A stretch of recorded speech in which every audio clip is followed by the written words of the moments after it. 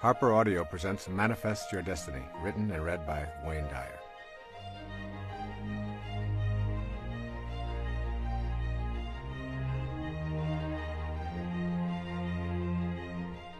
I would like to begin this program with two quotations from the New Testament, the book of John.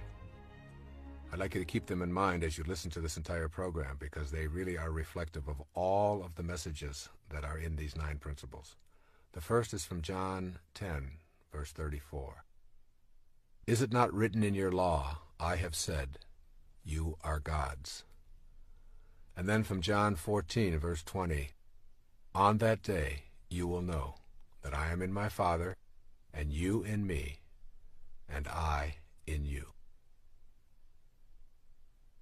You have the power within you to attract to yourself all that you could ever want.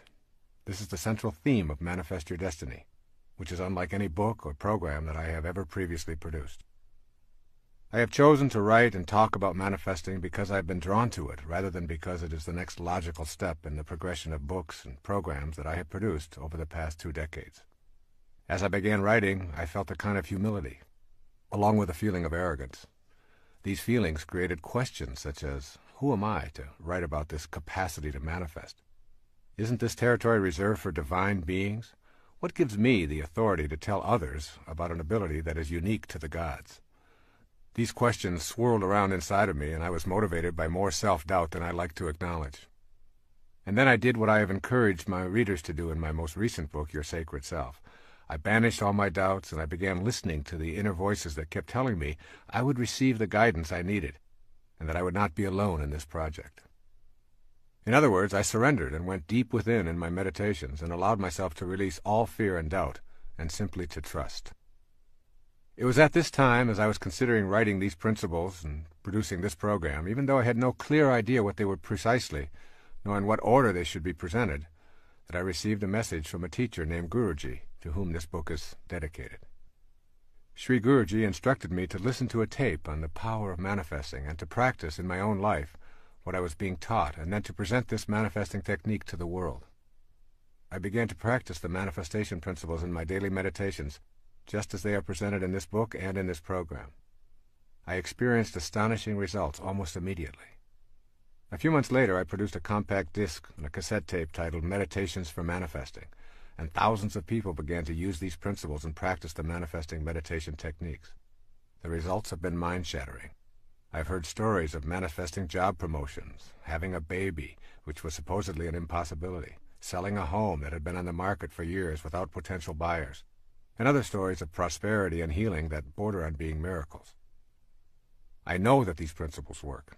Their miraculous power is not based on a belief, it is a knowing. I know that we have a divine power that has gone untapped primarily because of our conditioning. I know that you can begin to manifest for yourself virtually anything that you're capable of conceiving if you practice these 9 principles studiously. Make an effort to listen to these principles and begin to apply them in your daily life without judging them based on what you have been conditioned to believe about yourself as a person who is, quote, only human, unquote, and therefore limited. What you desire is of central importance, though you may never before have even thought of desire and higher spiritual awareness as compatible concepts. Yet the process of creating begins first with a desire. Your desires, cultivated as seeds of potential on the path of spiritual awareness, can blossom in the form of the freedom to have these desires in peace and harmony with your world. Giving yourself permission to explore this path is allowing yourself the freedom to use your mind to create the precise material world that matches your inner world. That inner world is the catalyst for determining your physical world experiences. You will have to abandon the idea that you are powerless over the circumstances of your life. You will need to shift out of the group mentality that says you are incapable of manifesting. Examine the pressures and beliefs which reflect the thinking of your immediate family, your extended family, your community, your religious groupings, your ethnic grouping, your educational business groupings, or any of a multitude of specialized units of people. Determine the areas of your life that are jammed up with the teachings of those mindsets, causing your personal evolution to be slowed down because what you truly desire or believe is not getting any energy from your unique individuality. As you unplug your circuits from those external forces, you will see the speed of your evolvement increase drastically. If you hear a voice behind your eyeballs that says, "Move forward," You no longer wait for everyone else to make a move forward before you take your first step. When you cultivate the inner conviction to manifest from the world of the unseen into the material world, you understand that there is a universal God force that is in all things in the universe. There's not a separate God for each individual, each plant, each animal, each mineral. They are all one. The same God force that is within you and causes you to think and breathe is simultaneously in everyone and everything else as well. There is no place that it is not. Consequently, that which you perceive to be missing from your life also contains the same God force or universal intelligence that is within you. Manifesting then becomes doing nothing more than bringing into form a new aspect of yourself. You are not creating something from nothing. You're learning to align yourself with an aspect of your being that your senses have not known they could activate. You and that which you want to manifest into your life are one. As I wrote this book, I had the most peaceful experience of writing that I've ever enjoyed. What you are listening to right now is the result of these 9 principles. The key word I kept in mind as I wrote and allowed these principles to manifest through me was the word tight. That means to me no extraneous verbiage, no case studies, and a minimum of quotations. Each principle is explained in as straightforward a manner as I know how. Each came directly from my heart and not from my head. When I felt I had said what was needed to be said, and when I had provided specific suggestions for implementing the principles, I simply stopped. You are listening to the tightest handbook I know how to devise to teach the fundamental principles for spiritual manifestation. My internal knowing is that when you practice these 9 principles, you will be given guidance. You will not be alone on this journey, and you will see your desires manifest as your destiny in your daily life. Finally, you will know that your job is to say yes rather than how. I'm sending you all green lights. The first principle is called becoming aware of your highest self. Within you is a divine capacity to manifest and attract all that you need or desire. This is such a powerful statement that I suggest you listen to it over and over again and savor it before you begin this journey. Remember, within you is a divine capacity to manifest and attract all that you need or desire. Most of what we are taught to believe about our reality conflicts with this statement. I have a divine ability to manifest and attract what I need or desire. Becoming aware of your highest self does not happen through physical effort, nor can one rely solely upon supernatural techniques. What is essential is that you learn that you are both a physical body in a material world and a non-physical being who can gain access to a higher level. That higher level is within you and is reached through the stages of adult development. I present these stages with some degree of expertise because I've spent many years in each of them. They have been stepping stones to my awareness of my higher self. Each stage involved experiences that permitted me to move ahead in my thinking and my awareness. There are 4 stages of adult development. The first is called the athlete. The word athlete is intended as a description of the time in our adult lives when our primary identification is with our physical body and how it functions in our everyday world. This is the time when life seems impossible without a mirror and a steady stream of approval to make us feel secure. The stage of the athlete is the time in our adult development when we are almost completely identified with our performance, attractiveness, and achievements. Obviously, it is healthy to take good care of your body by treating it kindly and exercising and nourishing it in the best way your circumstances allow. Having pride in your physical appearance and enjoying compliments does not mean you are body fixated. However, if your daily activities revolve around a predetermined standard of performance and appearance, you are in the stage that I am calling here the athlete. The second stage is identified by the word the warrior. When we leave the athlete stage behind, we generally enter the stage of the warrior. This is the time when the ego dominates our lives and we feel compelled to conquer the world to demonstrate our superiority. My definition of ego is the idea that we have of ourselves as important and separate from everyone else. The ego-driven warrior objective is to subdue and defeat others in a race for the number 1 spot. During this stage, we are busy with goals and achievements and competition with others. This ego-dominated stage is full of anxiety and endless comparison of our successes. Trophies, awards, titles, and the accumulation of material objects record our achievements. The warrior is intensely concerned with the future and who might be in his way or interfere with his status. The third stage is identified by the term the statesperson.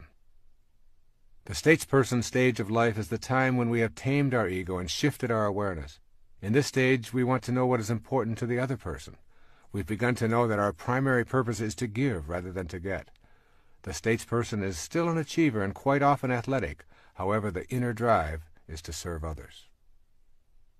Authentic freedom cannot be experienced until one learns to tame the ego and move out of self-absorption. When you can let go of your own thoughts about yourself and not think of you for a long period of time, that is when you become free. The statesperson stage of adulthood is about service and gratefulness for all that shows up in your life. At this level, you're very close to your highest self. The primary force in your life is no longer the desire to be the most powerful and attractive or to dominate and conquer. You have entered the realm of inner peace. It is always in the service of others, regardless of what you do or what your interests are, that you find the bliss you're seeking. There is one stage even higher than the statesperson, and this can be described by the word the spirit. When you enter this highest stage of life, regardless of your age or position, you recognize your truest essence, the highest self. When you know your highest self, you're on the way to becoming a co-creator of your entire world, learning to manage the circumstances of your life and participating with assurance in the act of creation. You become literally a manifester. The spirit stage of life is characterized by an awareness that this place called Earth is not your home. You know that you're not an athlete, a warrior, or even a statesperson, but that you are an infinite, limitless, immortal, universal, and eternal energy temporarily residing in a body. You know that nothing dies, and that everything is an energy that is constantly changing. This inner infinite energy is not just in you, it is in all things and all people who are alive now and have ever lived. You begin to know this intimately. When you reach this level, you're in the space I think of as being in this world, but not of this world. Most people think of the spiritual world as a future occurrence that they will know after death. Most of us have been taught that the highest self is something that you cannot know as long as you're trapped in a body. However, the spirit is now. It is in you in this moment, and the energy is not something that you will ultimately come to know, but is what you are here and now. The unseen energy that was once in Shakespeare or Picasso or Galileo or any human form is also available to all of us. That is because the spirit energy does not die, it simply changes form. It can't die because it has no boundaries, no beginnings, no ends, no physical characteristic that we call form. That energy is within you. Gaining the awareness that you have a higher self that is universal and eternal will lead you to gaining access to the world more freely and to participating in the act of creation, or manifesting your heart's desire. There is something called the seen and the unseen. Consider for a moment the world of form that you see around you, including your body. Who is that invisible I inside all of the tubes and bones and arteries and skin that are your physical form? To know yourself authentically, you must understand that everything that you notice around you was and is caused by something in the world of the unseen. That something is the world of the spirit. When you look at a giant oak tree, ask yourself what caused that tree to become what it is. It started from a tiny acorn. Your logical, rational mind says that there must be something resembling treeness within that acorn. But when you open the acorn, you find nothing resembling a tree. All you find is a mass of brown stuff. If you further examine the brown stuff, you will discover distinctly acornish molecules, then atoms and electrons, then subatomic particles, until finally you find that there are no particles, only waves of energy that mysteriously come and go. Your conclusion will be that the acorn and the tree itself have a creator that is unseen, immeasurable, and called by those of us who need to classify such things the spirit or soul. This unseen world that is the source of the world of the seen is also the cause of you. In the beginning is energy, energy that has no dimensions, energy that is not in the visible world. This is our original self. It is potentiality, not an object, a future pull, if you will. It is this world of the unseen that I would like you to consider as you listen to these words. Look around you now at the world of form. Then look within and realize that the world began in the unseen dimension. Then make the big leap to the awareness that you are both of these worlds simultaneously. You are not separate from the world of the unseen, any more than you could be separate from the world of the seen. You are a combination of both at all moments of your life. The problem that faces most of us in becoming manifestors and learning to manage the circumstances of our lives is that we have forfeited our ability to oscillate between the world of form and that unseen world. Have you been taught that the Creator is something outside yourself? If so, your inner world, the world of the unseen, is full of notions that prohibit you from participating in the creative process. When you overcome these notions, your unseen self will be your ticket to creation in your life. What you want to practice here really is transcending your conditioning. Whether you like it or not, all of us have been conditioned to think and act in ways that have become automatic. We need to figure out how to get past this conditioning if we want to gain access to our highest self. You can be sure the ego will not take well to this kind of an effort. Asking the ego to help diminish its own significance so that you might have access to your higher self is akin to attempting to stand on your own shoulders. Ego is as unable to move aside in deference to spirit as is your eye able to see itself, or the tip of your tongue able to touch the tip of your tongue. Your task thus becomes a quagmire of paradoxes. If you rely upon your ego to get past the influences of the ego, it will only strengthen its hold on you. You must figure out how to emancipate consciousness from the limitations of your mind and your body. In the ego state, you generally experience yourself as a separate entity. To move past this conditioning, you want to begin to see yourself as humanity rather than as a separate form in a body. Very simply put, if you feel that you are disconnected from the rest of humanity and truly a separate entity needing to prove yourself and compete with others, you will be unable to manifest your heart's desire. If you are able to see yourself as a part of what you desire, you will have transcended the conditioning of your ego and of all the other egos who have contributed to this process in your life. Here are a few of the conditioned thoughts that keep your ego in charge of your life and prevent you from materializing what you desire and what desires you. The first is called, I am not in charge of my life. That force is outside me. You can change this perception. Turn your attention away from the ego-dominated thoughts about the circumstances of your life to the present moment. By consciously noticing your breath, the sounds, textures, smells, and scenes that the life force is experiencing through you. A second conditioned thought says, people cannot manifest. It is all a function of the cosmic throw of the dice. It's all just luck. Well, blaming luck or some external invisible force that controls the universe is a habit of conditioning that leads to disempowerment and ultimately to defeat. You are the universe. It is not something outside you. You are that force which is in everything, even the things that have previously failed to show up in your life. Remember, as you think, so shall you be. If you think you can't, you're right, and that is precisely what you will see showing up in your life. A third conditioned response, or thought. I have tried before and it's never worked for me. Here the conditioned response is believing that once having tried and failed, further efforts will yield the same results. Let go of your obsession with the past and with trying, and instead remain relaxed and casual in the moment. Your past is an illusion. It is the trail that is left behind you, and a trail behind you cannot drive you today, regardless of what you choose to believe. All you have is now, and you have never tried anything. A fourth conditioned thought. Only highly evolved beings can manifest. Here again, this is the ego saying that you are separate and distinct from your spiritual teachers and others who live at the highest levels. Relinquish those thoughts and replace them with seeing yourself as connected to everyone by that unseen life force that is your divine essence.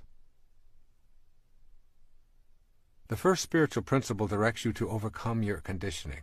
It requires you to adopt a new attitude about yourself, and then to put this attitude into daily practice. I am encouraging you to know the highest self rather than read about it, to know it in the deepest reaches of your being, and then to never doubt it again. I encourage you to follow these suggestions for developing the first principle as a permanent part of your total awareness. The first suggestion. Think of this definition of enlightenment: to be immersed in and surrounded by peace. Your highest self only wants you to be at peace. It does not judge, it doesn't compare or demand that you defeat anyone or be better than anyone.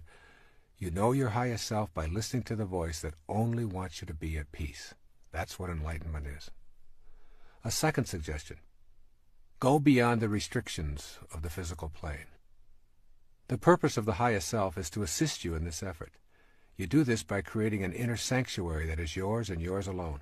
Go to this silent inner retreat as often as you can, and let go of all attachments to the external world of the ego. As you go to this sanctuary, a light will be born within you that you will come to know and respect. This light is your connection to the energy of manifestation. Here's a third suggestion: refuse to defend yourself to anyone or anything on the earth plane. This is the challenge of the highest self.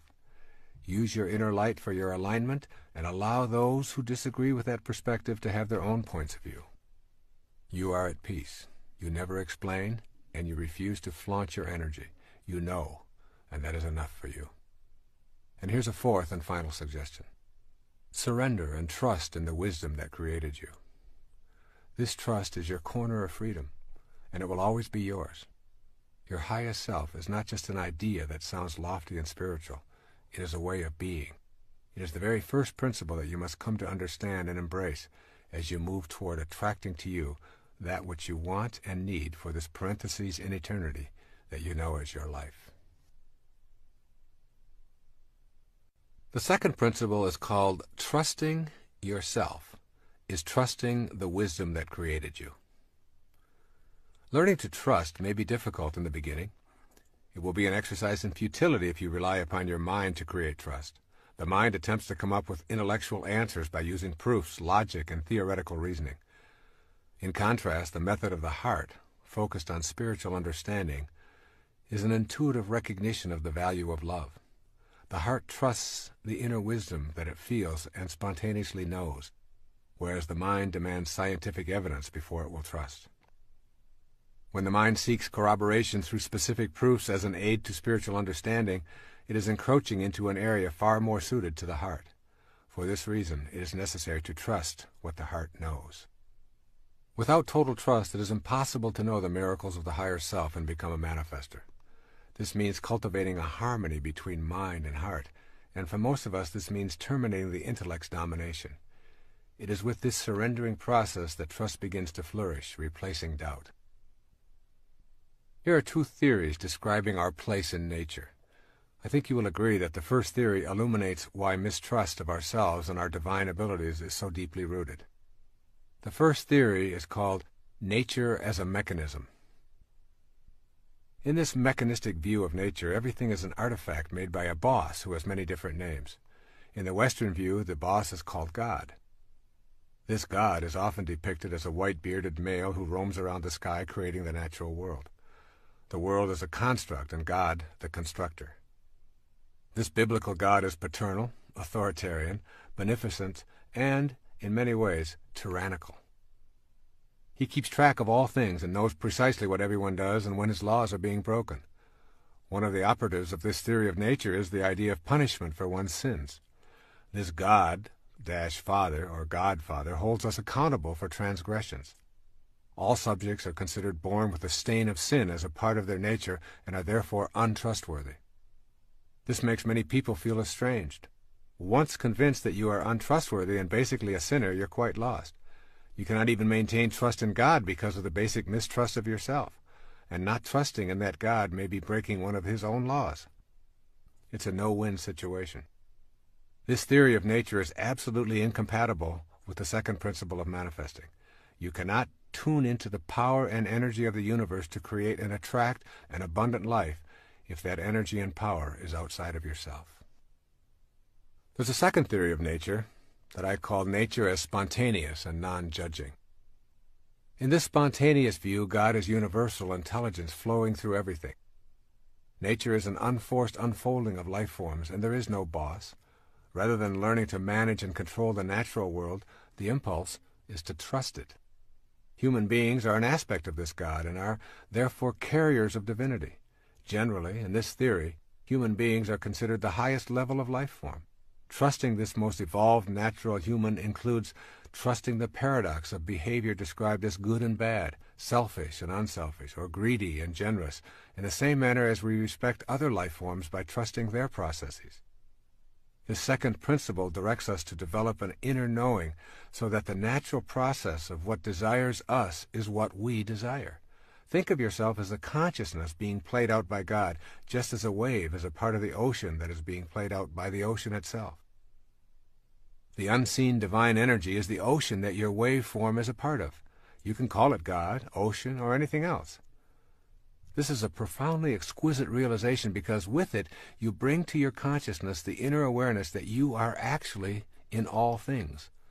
This leads to miraculous manifestations. You begin to consider what it means to be in all things at one time. Authentic trust is only available through the knowing heart. When you enter this trusting space, everything will come to you that belongs to you because you've created the inner capacity to receive it. The irony is that what you wish to receive is a part of you. This can be a troublesome concept to grasp because of the ego's attachment to being separate and special. Nothing in your rational mind could convince you that water is made of 2 parts hydrogen and 1 part oxygen. It appears to be a fluid that flows and has nothing to do with gases. But when we subject water to scrutiny, its constituent elements become manifest. And so it is with the idea of being in all things at once. If you truly trust in this notion, you realize that everything that you perceive as missing in your life is a part of the same energy that you are. Manifesting becomes the art of bringing to yourself that which is already you. I have deliberately chosen not to use many quotations in this program. But I want to emphasize that every spiritual master and all of the saints and teachers and gurus or priests throughout history have espoused similar advice. This perennial philosophy connects all humanity, from tribal and ancient to civilized and present times. It is the message that God is within and outside every living thing, and that there is a world we are a part of that is not subject to the changing world of time and space that we presently are a part of. Since it is everywhere, it is not only within you, it is you. The meaning of this is that God is not to be found so much as discovered within yourself. The statement, "Thou art the path," is more than an ecclesiastical admonition. It is a statement of your reality. And then you must consider prayer and what it means to understand this concept of trust. In the matter of prayer, it seems that we often view God as a gigantic vending machine in the sky who's going to grant us our wishes when we put in the proper tokens in the form of prayers. We expect to insert prayers, then pull on the knob and hope that God will dispense the goodies. The God vending machine becomes the object of our veneration. We tell the machine how good it is and how much we worship it and expect it to be good to us in return. The basic premise here is that God is outside us, and therefore what we need and want is also outside of us. If we believe that we are separate from God, the vending machine approach to prayer reinforces and deepens that belief. I prefer to promote the idea of prayer in its essence as a communion with God. What we seek in prayer is the experience of coexisting with God. Prayer is our communication of readiness for the desires of this sacred energy to manifest through our human form. Therefore, the true experience of God does not change or alter God, but it changes us. It heals our sense of separation. If we are not changed by prayer, we have denied ourselves the opportunity to know the wisdom that created us. The search for happiness outside ourselves rekindles the idea that we are not whole and relegates prayer to the status of a plea to a boss God. We are then asking for favors rather than seeking a manifestation of our invisible, inspired self. Prayer at the spiritual level I'm talking about is not asking for something any more than the attempt to become a manifester is asking for something to show up in your life. What I call authentic prayer is inviting divine desire to express itself through myself. It expresses my experience of oneness with the divine energy. This may sound like a radical or even blasphemous notion, but is the source of all spiritual traditions. Here's a few examples. In Christianity, they say the kingdom of heaven is within you. In Islam, they say those who know themselves know their God. In Buddhism, they say, look within. You are the Buddha. In Vedanta, they say Atman, or individual consciousness, and Brahman, universal consciousness, are one. Yoga says God dwells within you as you. Confucianism, heaven, earth, and human are of one body. And in the Upanishads, the ancient texts of the Hindus, by understanding the self, all this universe is known. Overcoming your conditioning in this area is crucially important. Replace thoughts about your experiences with the experience of prayer. For instance, praying in this sense can be a sentence such as, "Sacredness, guide me now," or "Sacred love, flow through me now," silently reciting instead of thinking thoughts. Prayer in this form is tilling and clearing the inner self of ego chatter, so that what you desire and what desires you can grow. My own personal practice of prayer is participating in a communion with God, wherein I see God within me and ask for the strength and the inner awareness to handle whatever confronts me. I keep reminding myself that heaven on earth is a choice I must make, not a place I must find. Trust, then, is the cornerstone of my praying, and with it comes the peace that is the essence of manifesting. And this idea of peace really becomes the result of this trust. You may recall that earlier I defined enlightenment as being immersed in and surrounded by peace. The more you trust in the wisdom that creates all, the more you will be trusting in yourself. The result of trusting is that an enormous sense of peace becomes available to you. As this awareness grows, you will discover that you are a more peaceful person, and consequently, that enlightenment becomes the way of your life. Being independent of the good opinion of others and being detached from the need to be right are two powerful indicators that your life is shifting toward a consciousness of trust in yourself and trust in God. Yet there are many people in our lives who disturb our state of peacefulness.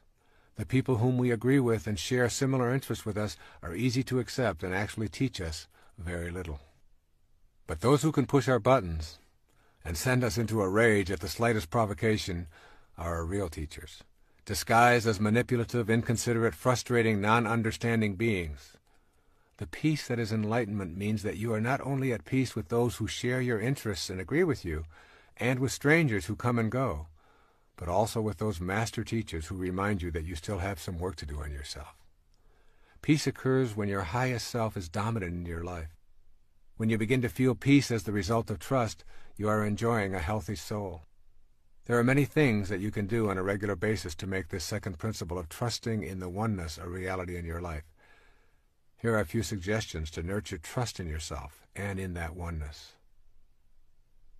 The first is called Begin by admitting your confusion or failures.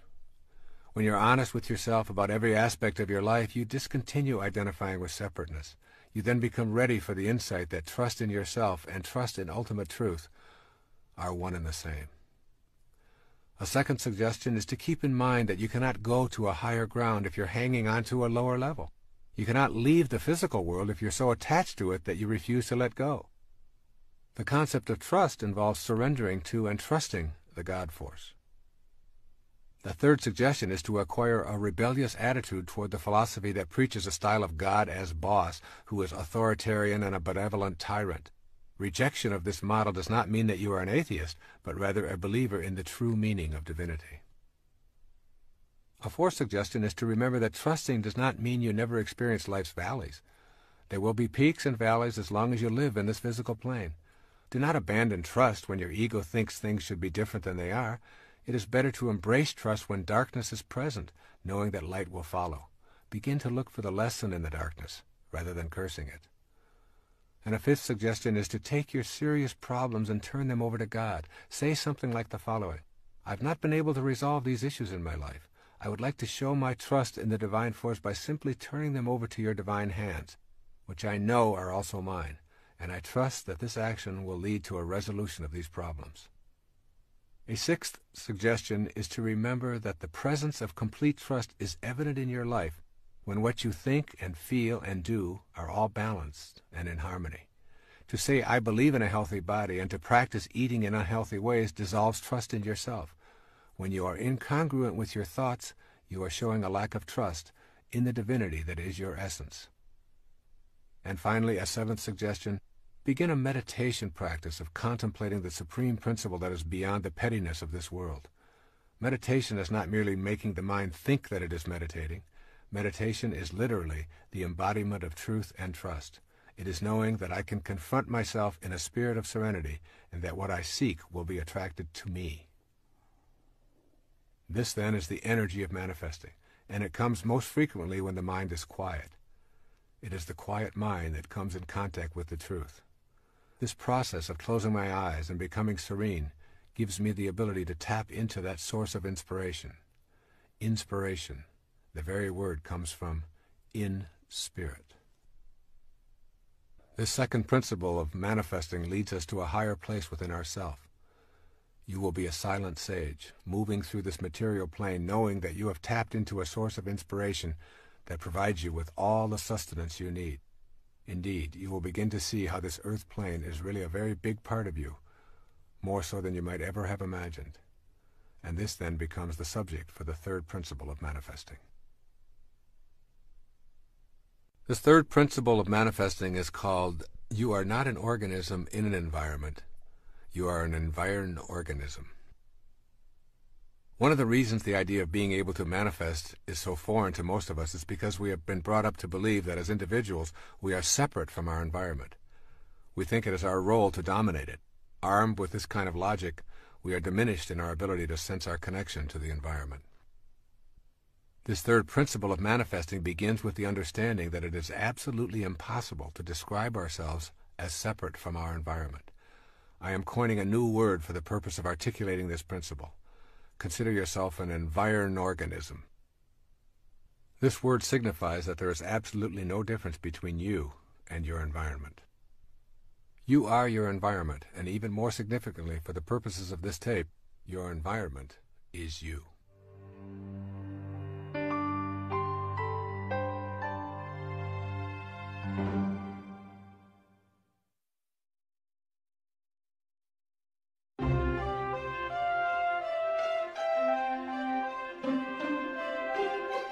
Think about your own nature as an environed organism. Try thinking of the external world, your environment, as your extended body. That is, you are not separate from the external world. In this concept, it is impossible to describe yourself without including your surroundings. In fact, it is not even possible to see or hear yourself as a separate entity apart from your environment. For example, describe yourself walking, just you walking. There cannot be walking without also describing what it is you are walking upon. Without the floor or the ground, there would only be your legs moving back and forth, and of course that's not walking.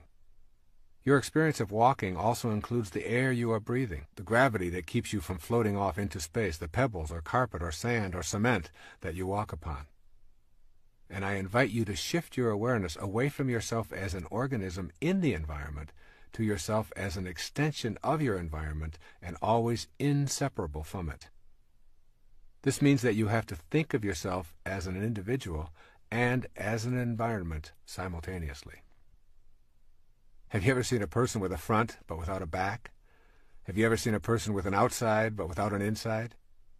Well, these rhetorical questions are meant to stimulate you to consider how you can be differentiated and undifferentiated at the same time, and why this is important in learning to manifest your life as you choose. The nature of the physical world is essentially that of waves. Each wave of energy that makes up a physical mass has a crest or a peak and a nadir or a valley. These tops and bottoms of the waves are always easy to identify as separate, yet they are always together. You can never ever get a bucket full of peaks and observe them independent of their corresponding valleys. This is the fundamental feature of nature. Your front always has a back, your inside always has an outside. And now you must extend this understanding outward as well. You are distinct, just like the tops of the waves that make up your natural physical self, but you are irrevocably connected to the outer world, just as that bottom of the wave always has a top. When you begin to see this simple truth, mystical experiences of manifesting also open up to you as a genuine possibility. You see, you're either pushing nature around, or you're seeing it as yourself, one or the other. When we think of ourselves as distinct from our environment, we take on a posture of exercising control over it. We destroy forests and swamps and mountains and rivers and wildlife or anything else that obstructs profit and convenience, or for something we call advancing civilization. We defend these activities without understanding that we are also destroying ourselves. As we have seen, we cannot be described independent of our environment any more than our outside can be described without our inside. When we can respect that which appears to be external to us, we will build to live in harmony with, rather than in control over, our environment. In our personal lives, recognizing nature as ourselves opens up an entirely new world of manifestation. Your new faith will no longer permit you to see anything as separate. The separateness will always be there, just as the peak of the wave is separate from the trough. But they remain inseparable, even while separate. You will have fused the dichotomy that prevents you from putting this connective energy to work. You will begin to view yourself as an organic part of this world, rather than as a separate entity in this world. And then you'll see yourself as an organic part of this world. There's a popular belief that we come into this world. Thus we are continuously embracing the idea that who we are and where we come from are two different worlds. The essence of the third spiritual principle for manifesting your destiny is that there is no separation, and rather than coming into this world as a construction project, you actually grow out of it. You are a result of what the universe is doing on a conscious level, just as a wave is what the ocean is doing, and a plum is what the plum tree is doing.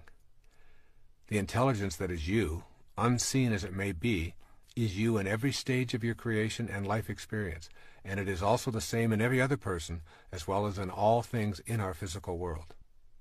Notice that everyone breathes the same air, walks on the same ground, and thinks as an organism just like you.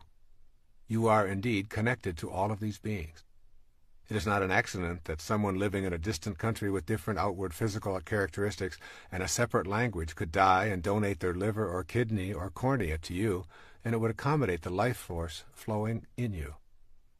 A profoundly important Native American saying is, "No tree has branches so foolish as to fight among themselves."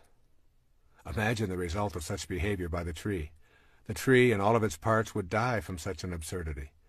Yet that is precisely what we do when we see ourselves as divided from all of the other people who are being peopled from the same divine intelligence. When you know that you grow out of this world just as an apple does from an apple tree, then you identify with the spiritual essence. It is in identification with this inner essence that you make your connection to everything else. And it is with this connection that you begin to attract your desires to your physical world. I want you to gain a clear sense of how you are actually growing out of this world. You are not a momentary flash of embodied consciousness between two eternal blacknesses. You are an essence that is eternally growing in this world, a world in which the spirit and the manifestation of that spirit appear to be different to the senses, and indeed they are, but they are also connected. This awareness is crucial as you proceed along the manifesting path. That power is in you, but it's not yours alone. The power and the magic of this world cannot be reserved for the exclusive use of anyone, including you. It is available at all times. However, it does not belong to anyone.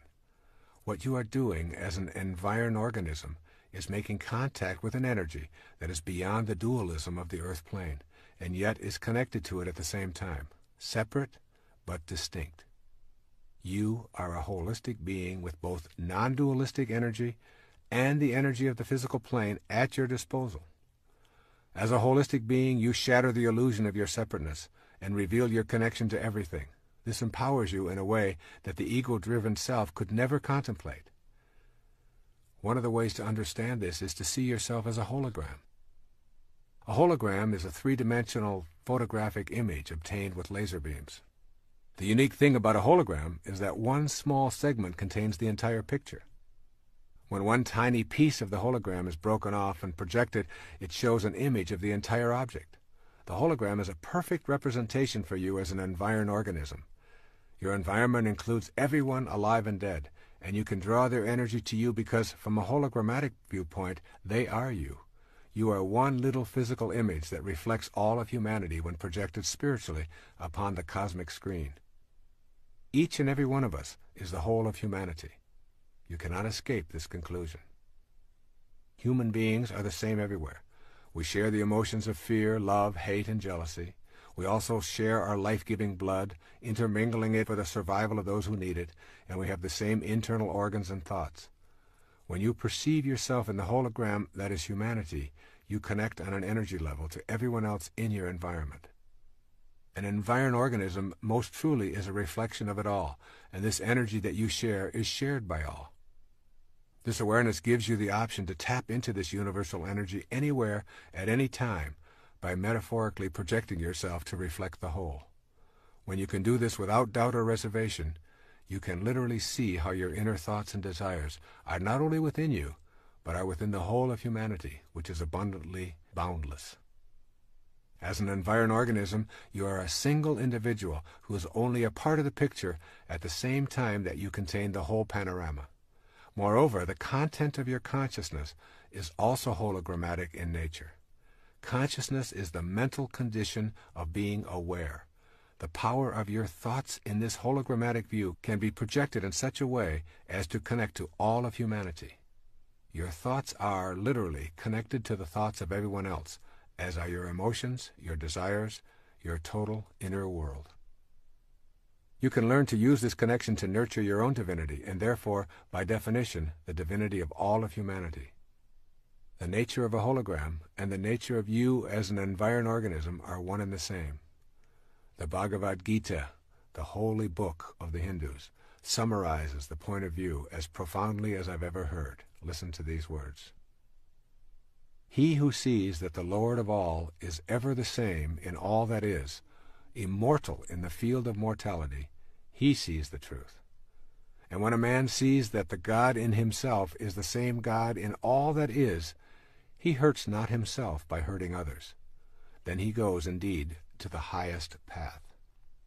The key phrase in this profound passage is, in all that is. This includes you and me and everything that is. It is you. You are not separate from it. Here are a few suggestions for beginning to implement this principle, this third principle of manifesting, which says that you are not separate from your environment. First, make a conscious effort to check yourself when you begin to think in ways that reflect separateness. Imagine yourself as a part of all that you see, and make an internal attempt to project the energy of your thoughts into all that is alive on the planet.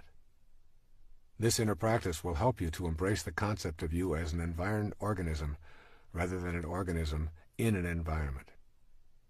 Secondly, contemplate the energy that is your life force.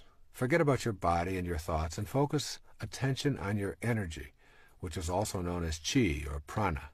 See if you can sense it objectively, and also try to do the same thing with the energy of someone close to you. Watch that person and forget about their body. Center your attention on the idea that you share the same energy, and so you are the same person at that energy level. Thirdly, trust in the wisdom of your feelings. If you feel it, it is true for you. When you trust your feelings, you trust the energy that is the life force of the universe. And fourth, practice being gentle, respectful, and loving toward the life force in all things. In other words, behave as if the God in all life really mattered. The energy of love is sent out into the universe and connects with the same loving essence that is in all things. Fifth, determine that you will spend some time each day alone and in silence meditating on this principle. Repeat the principle over and over as a silent mantra. I am not an organism in an environment. I am an environed organism. By repeating these words to yourself, you will eventually begin to project this reality outward. And sixth, make the spaces of your life as sacred as possible. In your living space, bless all that surrounds you, and fill your space with the life that plants, flowers, and animals bring. Spend time contemplating your living space as a holy place. The more you bring your environment alive with sacred thoughts and feelings, the more you will feel spiritually connected. The Sufi poet Rumi, almost a millennium ago, wrote a poem that reflects this consciousness. I'd like to share it here with you. It's called The Seed Market. He says, "Can you find another market like this, where with one rose you can buy hundreds of rose gardens? Where for one seed you get a whole wilderness? For one weak breath, the divine wind? You've been fearful of being absorbed in the ground or drawn up by the air. Now your water bead lets go and drops into the ocean where it came from. It no longer has the form it had, but it's still water. The essence is the same. This giving up is not a repenting, it's a deep honoring of yourself. When the ocean comes to you as a lover, marry at once, quickly for God's sake. Don't postpone it. Existence has no better gift. No amount of searching will find this. A perfect falcon, for no reason, has landed on your shoulder and become yours. A seventh suggestion is to become aware of how your judgments prevent you from connecting to whatever you are judging. A judgment is a definition of yourself as separate from that which you are judging. Remember that it is possible to look out on the world and not condemn it, to have absolutely no judgment or interpretation of it, but to just allow it to be. And an eighth suggestion: have fun with the idea of yourself as a hologram. If you remember that you are a tiny piece of humanity reflected in your own little image and personality, then you have a green light to reflect the humanity that you would like in your world. You are one tiny bit of a 6 billion or so piece hologram, and you reflect all of those 6 billion pieces at every given moment of your life. This is the third principle of spiritual manifestation. We are all simultaneously our own beings and all that is outside us as well. We cannot ever separate ourselves from our environment while we are in a physical body. Knowing this puts us in touch with the energy of attraction that is the subject matter of the fourth principle. The fourth principle of spiritual manifestation says, you can attract to yourself what you desire. The central notion of manifesting is the understanding that you have within yourself the ability to attract the objects of your desire. Now, this may still seem to you to be out of your power, but if you have understood the previous three principles, then you're beginning to know that this power is within you.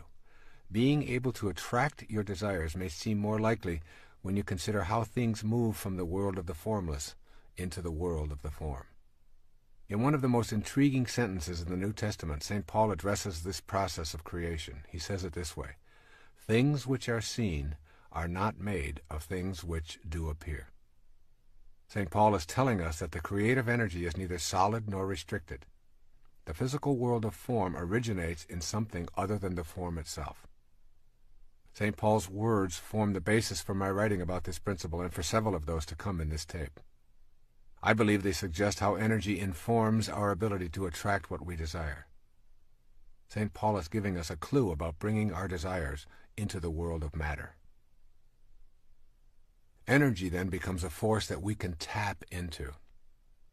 In a film about his boyhood, Albert Einstein describes picking up a compass and watching it in fascination as the needle moved when he changed direction. He said that he became obsessed with understanding the invisible force that moved the compass needle. Where was the force located? Who controlled it? Why did it always work? Like magnetism, there is a force that has many characteristics that are quite impossible to detect with our physical senses. We call this force energy. Energy is in all things in our universe and has an impact upon objects around it with something that we describe as the power of attraction. In magnetic fields, we can easily see it at work, yet we're unable to detect the formless energy with our sensory apparatus. The force is there, attracting and repelling, and it is everywhere on our planet. If it is everywhere, then it is also within us. It seems unlikely that our senses will inform us any better than they help us comprehend how a magnetic pole works. We can see the results, but the force itself is always elusive and in motion. The essence of this fourth principle of manifesting is that we can utilize this energy because we are this energy. We can use this universal energy to bring to us objects of our desire because the same energy that is in what we desire is also in us, and vice versa. It is simply a matter of alignment and will that allows us to tap into this force. Bringing things into the physical world is a process that we call creation. What we create involves the use of the same power that is in all that is created. It is only a matter of degree. There's absolutely no difference in the power that brings something from the world of waves into the world of particles and the power that brings your thoughts or mental pictures into form. I encourage you to listen to this again and again and commit it to memory. The world of spirit from which all matter derives and the world of matter comprise one harmonious whole. They are separate but always together, just like the peak of the wave and its base, separate but forming an inseparable whole. Think of manifesting as nothing more than transforming waves of possibility into particles of reality. The transforming process requires energy. This energy is invisible, but is always in everything, including us. Your mental pictures are related to this power of attraction.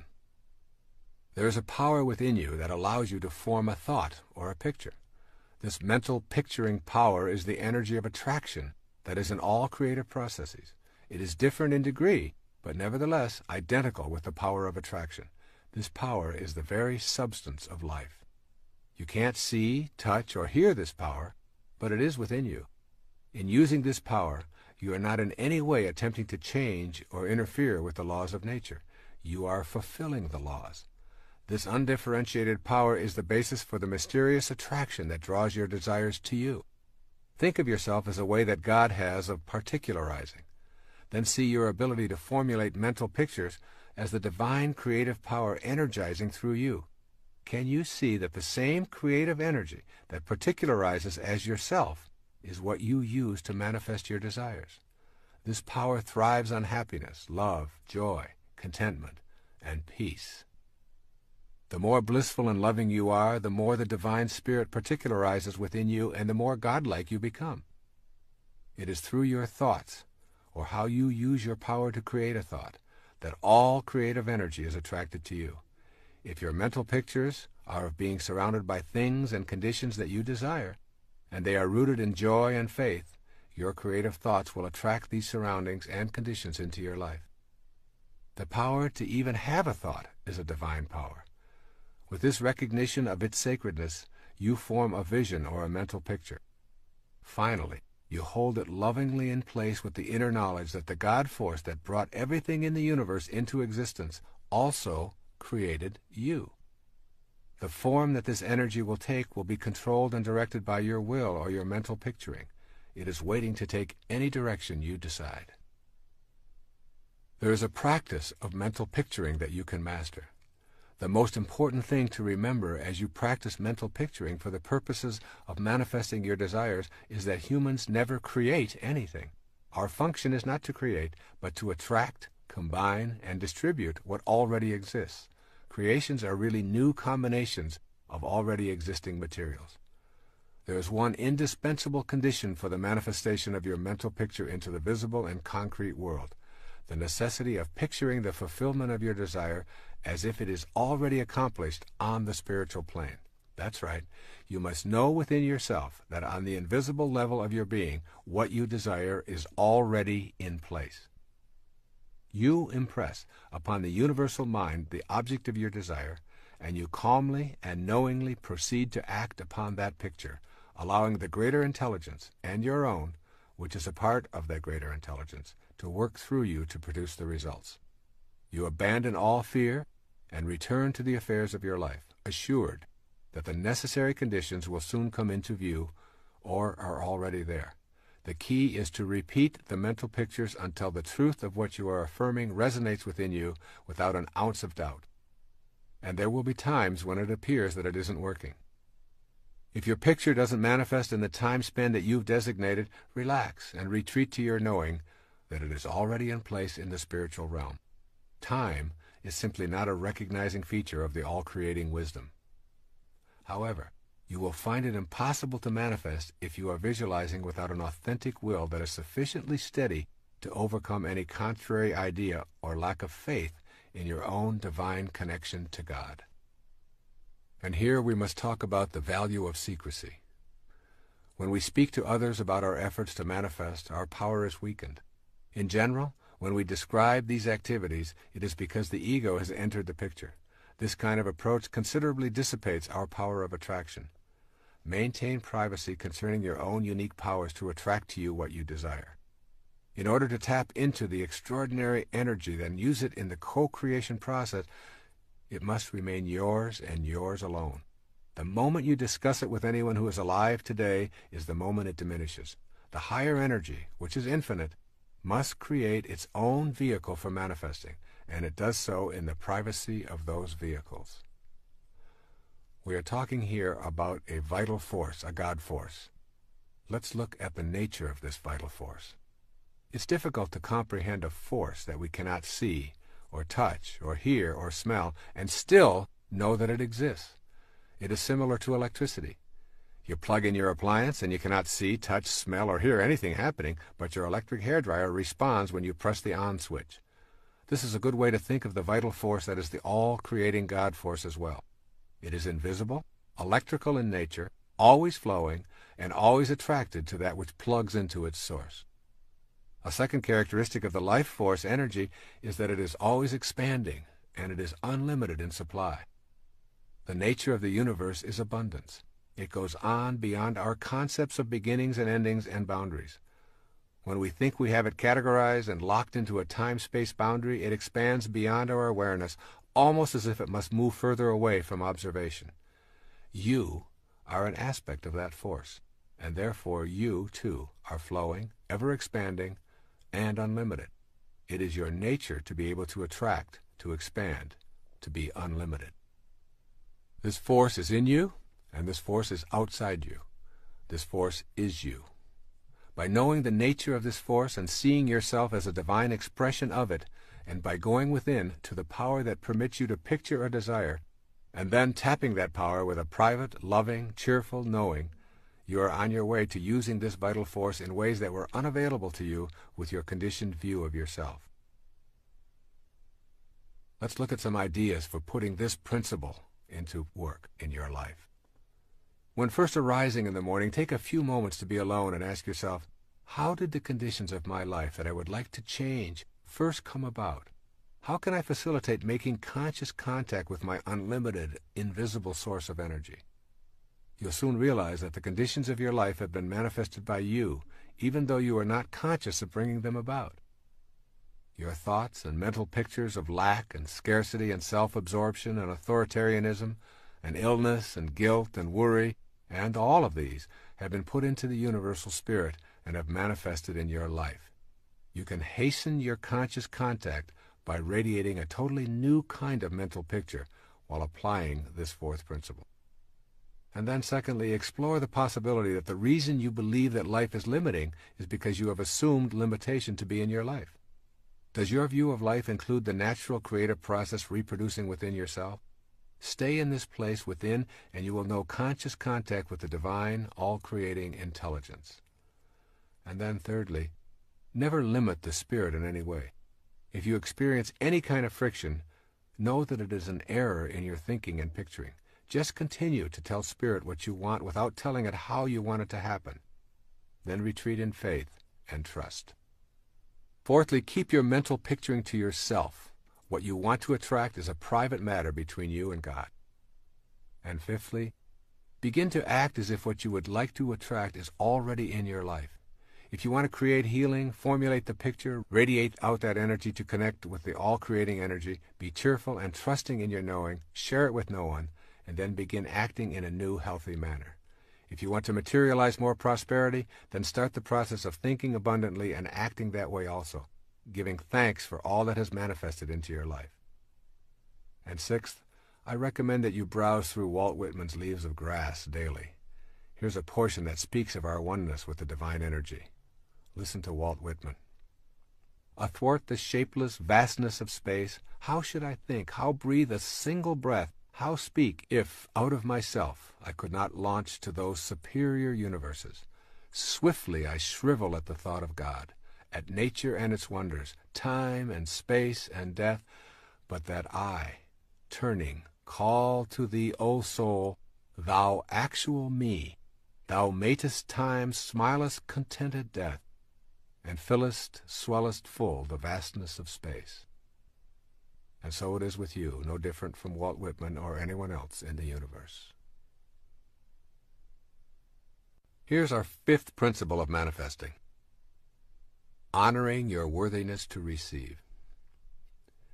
In order to become a manifester, literally taking part in the process of co-creating your life and attracting to yourself the objects of your heart's desire, you must know that you are worthy of receiving. This will mean examining the attitudes that you knowingly and unknowingly hold about your life. Your thoughts, which are the architects of the foundation of your material world, are what you want to examine. You can remind yourself all day long that the same power that brought anything into the physical world also brought you. But if you do not feel worthy, you will disrupt the natural flow of energy into your life and create a blockage that makes manifestation impossible. The fifth principle reminds you that you are worthy of abundance. If your thoughts are based on an image of unworthiness for any reason at all, you will manifest what those thoughts impart to the universal mind. The energy described in the fourth principle will align with what it is that you radiate. As a man thinks, so is he, are not just empty words. Thinking that abundance is incompatible with spirituality is a myth that influences many of us and is the largest impediment there is to feeling worthy. What do we mean when we use this word selfish? The myth that abundance and spirituality are incompatible is fueled by thoughts that it is selfish and improper to visualize and desire material things. Let's examine this attitude and determine if you have been influenced into believing it to be your truth. Take a look around your world and notice the abundance and endlessness of our universe. It goes on and on beyond our ability to imagine its vastness. This abundance flows from the same energy that comprises our fundamental essence. It is you. You are it. Material form is how spirit makes itself known to us while we are in form ourselves. Spirit manifests in trees and oceans and fish, birds, minerals, vegetables, flowers, and you. Matter is not an illusion or something that ought not to be, but it is the necessary means through which spirit differentiates itself on this plane of existence. To feel that it is selfish or non-spiritual to desire and manifest is to divide the world of spirit and the world of matter into polar opposites. When we adopt an attitude of spirit being incompatible with matter, we are denying the spirit that is in matter as its originating energy. We also deny the validity of ourselves as spiritual beings. When we shift to seeing that together they comprise one harmonious whole, we remove the stigma of selfishness. Just as each one of us is one harmonious whole comprised of spirit and matter, so too is the entire universe. The process of life taking form is a mystery. That mystery is governed by a creative energy that is knowable when we genuinely feel worthy of receiving its blessings in form. Abundance is the way of the creative force in the universe. You are entitled to have abundance in your life and to radiate prosperity to all that you encounter in your world. Nothing is gained by making yourself small and insignificant other than to manifest smallness and insignificance into your life. There are some core components of worthiness. Everything you need to master in order to make this fifth principle a working model in your life is available as a mental activity. You do not need to go out into the world and conquer it in any way. It is simply a matter of changing your mind about your basic worthiness to receive all of God's blessings, be they material or otherwise. Here are 5 major perceptions of beings who know they are worthy and deserving of all of God's blessings. The first says, "My self-esteem comes from myself." This person's statement of his or her inner perceptions might be something like the following: "As a child of God, my worthiness is a given. I am not divided into spirit and body. Rather, I am a part of the all-knowing creation called God itself." Too often the ideas of other egos are what constitute our impressions of ourselves. We listen to the admonitions of others who have low self-regard and who are attempting to exert influence and power over us. It is beyond the scope of most young children to resist these ideas. But as adults, we can look back at this hypothesis and free ourselves from its absurdity. You must know within that you are part of the light that lighteth every man.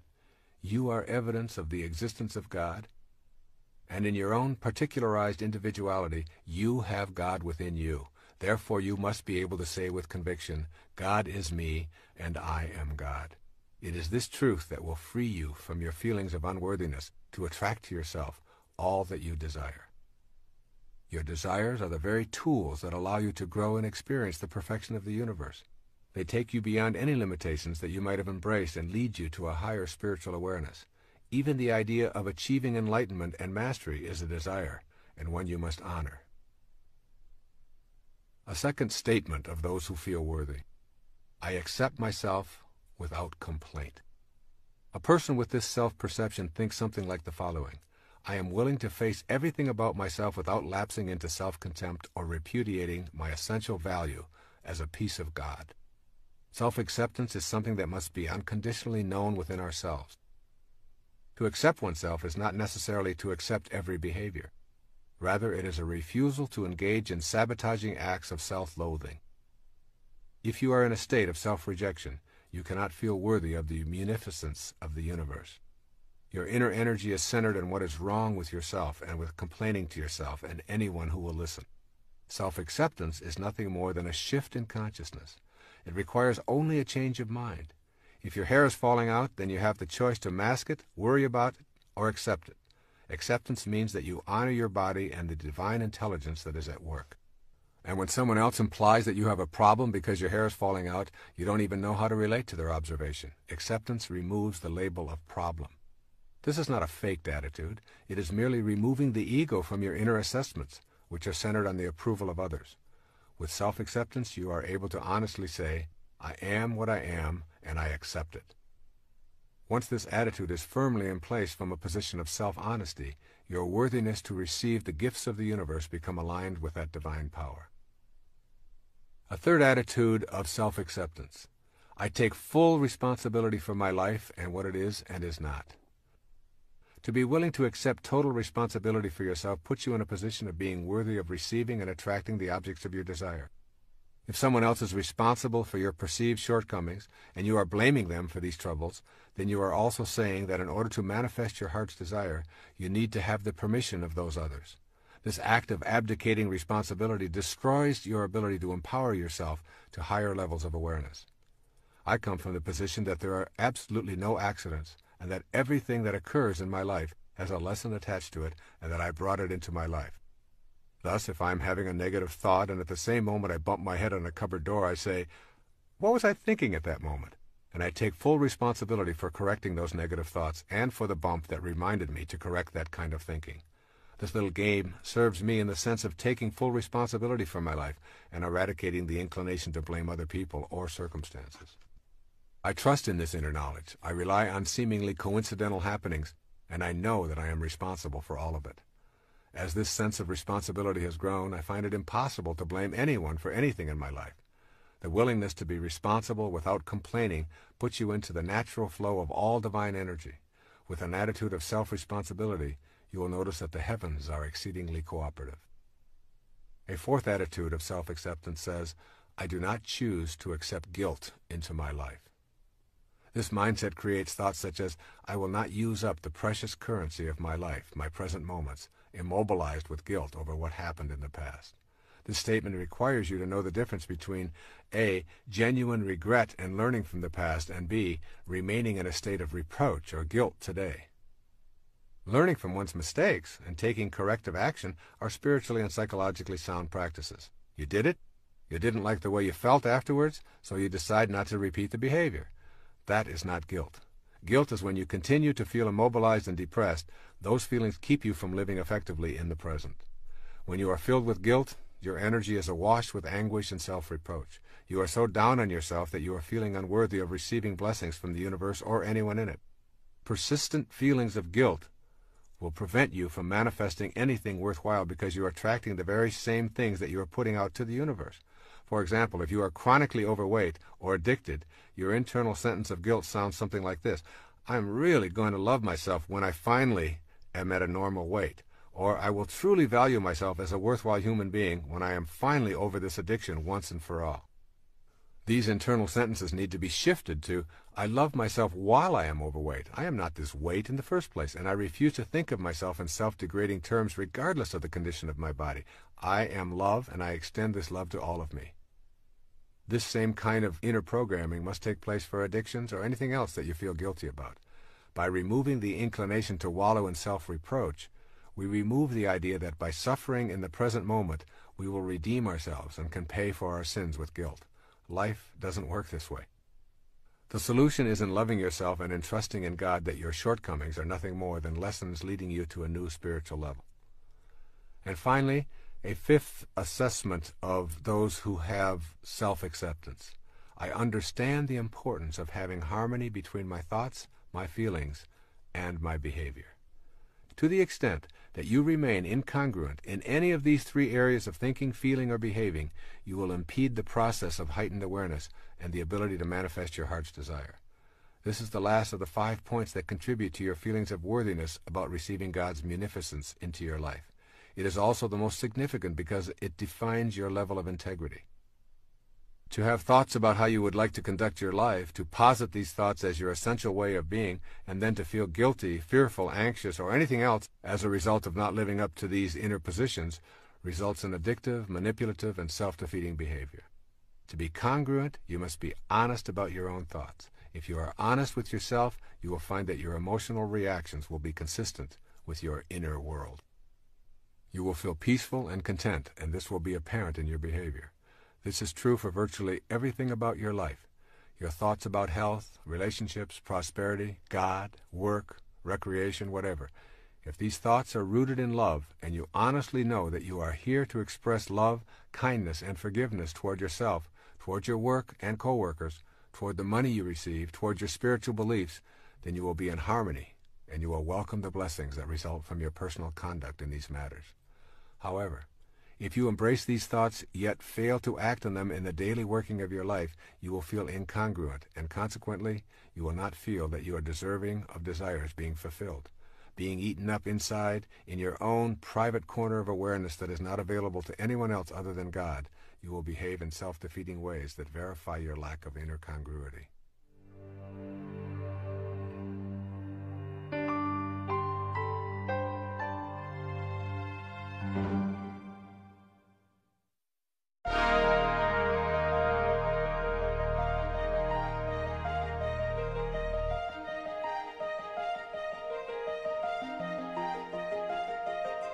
These 5 attitudes provide you with the tools for creating an inner atmosphere of worthiness. They all reflect an ability to live peacefully in the present moment and to discard many of the attitudes of your past that keep you in a constant state of feeling powerless and unworthy of being able to manifest more blessings and happiness into your life. And then it's necessary to begin to look at how you can unbond yourself from your past wounds. The inclination to bond to our wounds, rather than move past them, traps us in a constant state of feeling unworthy. A person who has experienced traumatic events in life, such as incest, or abuse, or sexual molestation, or the death of loved ones, or traumatic illnesses, or accidents, or family disruptions, or drug addictions, can become bonded to them and replay them for attention or pity. Very often the tale of these woes is told with a sort of urgency for the listener to know how horrible the wounding was and still is. The ego uses this energy as a power play in individual and group situations to encourage discussion of one's struggle to survive the wounding. This can keep individuals from advancing spiritually and reinforce the image of themselves as unfortunate. The tendency to bond with the wounds of our lives reminds us of how unworthy we are of receiving anything that we really would like because we remain in a state of suffering. The more these painful stories are recalled and repeated, the more we are guaranteed of not attracting our desires. Notice your body when it is wounded. An open wound actually closes up quite quickly. Just imagine what it would be like if that wound remained open for a long time. It would become infected and ultimately would kill the entire organism. The closing up of a wound and allowing it to heal can work the same way in your inner world of thoughts. When you go backward and continuously relive your pain, including labeling yourself incest survivor, alcoholic, sexual abuse survivor, you do so because of your inner experiences of bitterness. This harvest of bitterness keeps you from feeling worthy. So don't lead with your injuries. Deal with them and ask family and friends to be compassionate while you are grieving or recuperating. Then ask them to kindly remind you when it has taken on the form of a predictable response. The way out of bonding to your wounds is through forgiveness. Forgiveness is the most powerful thing you can do for your physiology and your spirituality. Forgiveness means that you fill yourself with love and you radiate that love outward and refuse to hang on to the venom or hatred that was engendered by the behaviors that caused the wounds in the first place. Forgiveness is a spiritual act of love for yourself, and it sends a message to everyone, including yourself, that you are an object of love, and that is what you are going to impart. Feeling worthy is essential to being able to attract to yourself what you desire. It is simply a matter of common sense. If you don't feel that you deserve something, why would the divine energy that is in all things send it your way? Let's look at a plan for adopting and honoring your worthiness to receive and attract from the divine source. The word inspiration literally means to be infused with spirit. In spirit, if you will. Practice doing what you love and loving what you do each day. This puts you in spirit and literally provides you with the enthusiasm for being a worthy recipient of God's grace. The word enthusiasm comes from the Greek root entheos, to be filled with God. Then make every effort to remove internal habits of pessimism, negativity, judgment, complaints, gossip, cynicism, resentment, and fault-finding from your vocabulary and your inner dialogue. Replace them with optimism, love, acceptance, kindness, and peace as your way of processing your world and the people in it. Then give yourself quiet time each day to erase feelings of unworthiness. And also read spiritual literature and poetry and listen to soothing classical music whenever possible.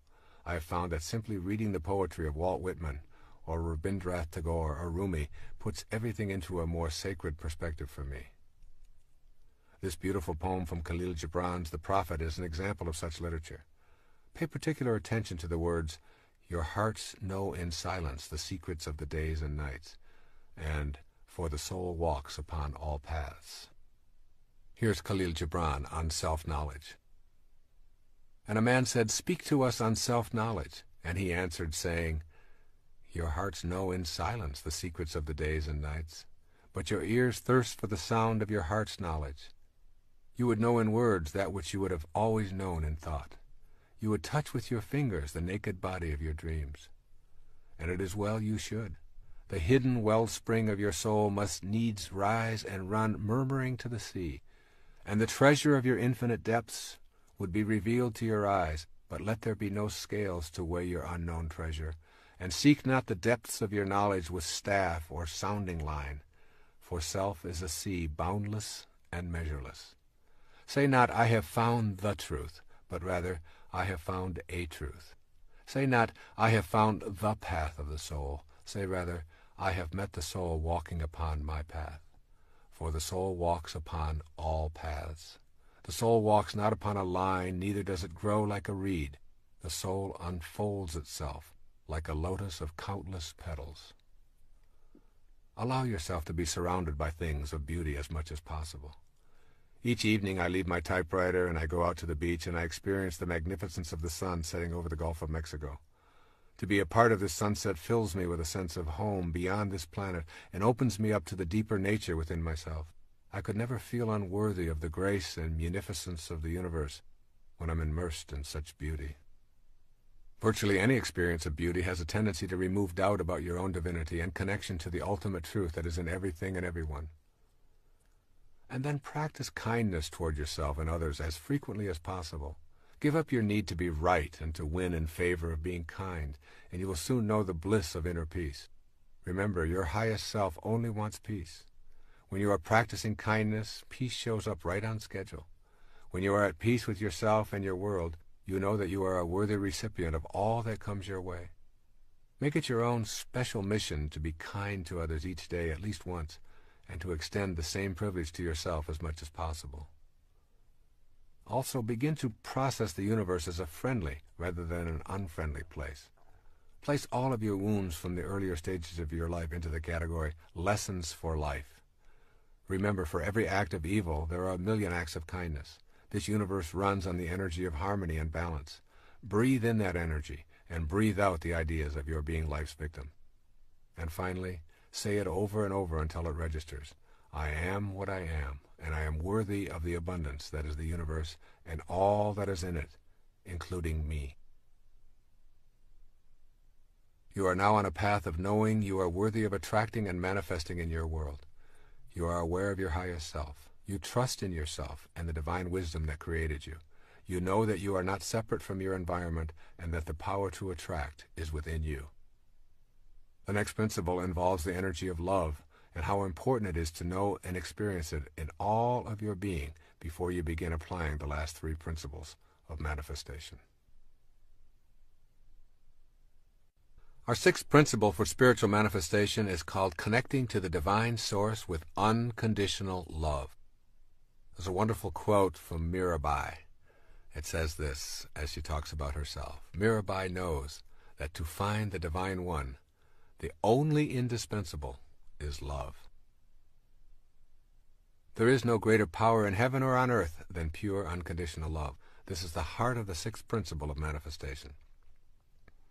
The nature of the God force, that unseen intelligence in all things, which causes the material world and is the center of both the spiritual and physical plane, is best described as pure unconditional love. It is the glue that holds all things material in place and keeps them from collapsing into uncountable particles. This God force is the oversoul to which we are always connected because we are localized extensions of that force. You may feel infinitely worthy of attracting to yourself material and spiritual prosperity, but if you are not living the way of unconditional love, you are interfering with your ability to manifest in your life. In order to be divinely aligned with the universal infinite energy, you must become unconditional love. This energy of love really dissolves all limitations. When I speak of love emanating from your soul and from the divine consciousness of God, I speak of something that the lower self or the ego cannot grasp. I am not speaking about feeling good toward others, romantic love, showering everyone with affection, or touchy-feely behavior here. This unconditional love is an experience of the harmony of life. It is simply too deep and too profound for our ordinary selves to activate. The energy of unconditional love is the power behind creation. It guides all of our natural laws. This love can be imagined as a vibration that carries thought forms from one's mind into material expression. In its highest nature, love is the force that we recognize as the will of God. It is the alchemy that we embrace to make sense of how things are materialized from the world of spirit. I suggest you embark on an experiment in which you practice unconditional love for several days, perhaps even a week. Make this a private activity, but vow to yourself that you will allow only unconditional loving thoughts to emanate from your consciousness. Refuse to have judgmental or critical thoughts. In your quiet time, think only peace and love. In all of your relationships, think and act in only loving ways. Extend loving thoughts and energy wherever and whenever you encounter anyone or anything. Become unconditional love for this period of time. This practice of becoming unconditional love is a prerequisite to the manifesting process. By pouring love into your immediate environment and practicing gentleness in all of your thoughts, words, and actions, your immediate circle of friends will begin responding in a whole new way. Furthermore, this act becomes expansive very quickly, and you can radiate this love to your community and to people you read about in newspapers, including those who are labeled terrorists, murderers, scam artists, and the like. You emphasize the in unconditional love. You become detached and loving toward all. You are not loving the hostile act, but you are loving the spirit that is blocked in those who are harmful and unloving. When you can live this way and reject all thoughts and actions that are not of an unconditionally loving nature, you will experience the alchemy of your spirit and know how to overcome limitations in your life. This is a task that your conditioning will not easily encourage, but for a few days you can persevere just so you know what the divine universal spirit is like. It judges no one and nothing. It does not moralize. It does not show favoritism. It merely exists as an unconditional love, radiating harmony and allowing everything and everyone to unfold. What can you expect as you practice a few days of being total unconditional love? You will feel yourself becoming a different person. You will feel at peace virtually all of the time. Your relationships will be more deeply spiritual. Most significantly, you will begin recognizing the coincidences of your life with greater regularity. Your thought forms of unconditional love will begin to produce what you desire without your even being aware of how it is happening. There's an oft-quoted passage in the New Testament that seems appropriate here. It's Corinthians 13 on love. And now I will show you the most excellent way. If I speak in the tongues of men and of angels but have not love, I am only a resounding gong or a clanging cymbal. If I have the gift of prophecy and can fathom all mysteries and all knowledge, and if I have a faith that can move mountains, but have not love, I am nothing. If I give all I possess to the poor and surrender my body to the flames, but have not love, I gain nothing. Love is patient. Love is kind. It does not envy. It does not boast. It is not proud. It is not rude. It is not self-seeking. It is not easily angered. It keeps no record of wrong. Love does not delight in evil, but rejoices with the truth. It always protects, always trusts, always hopes, always perseveres. Love never fails, but where there are prophecies they will cease, and where there are tongues they will be stilled, and where there is knowledge it will pass away. For we know in part and we prophesy in part, but when perfection comes the imperfect disappears. When I was a child, I talked like a child, I thought like a child, I reasoned like a child. When I became a man, I put childish ways behind me. Now we see but a poor reflection as in a mirror. Then we shall see face to face. Now I know in part, then I shall know fully, even as I am fully known. And now these three remain: faith, hope, and love. Yes, and the greatest of these is love. I'm well aware of the improbability of living an unconditionally loving life in all of our moments. I imagine your ego is protesting that this idea is absurd because you are only human and humans have shortcomings. Nevertheless, I ask you to do this exercise for a few days or a week. You see, I know that it will become habitual when you feel the richness of your life with this new awareness.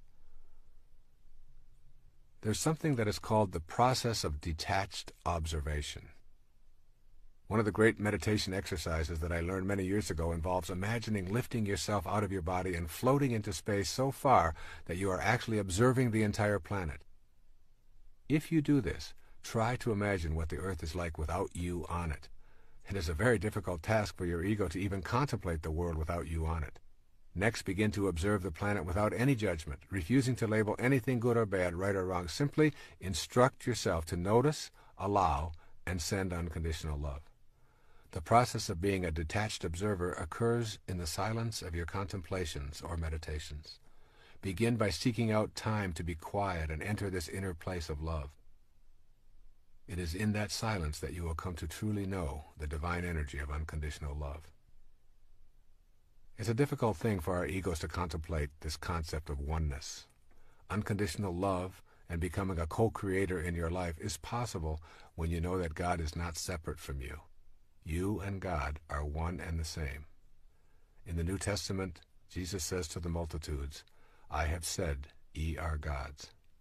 And later, "When a man believes in me, he does not believe in me only, but in the one who sent me.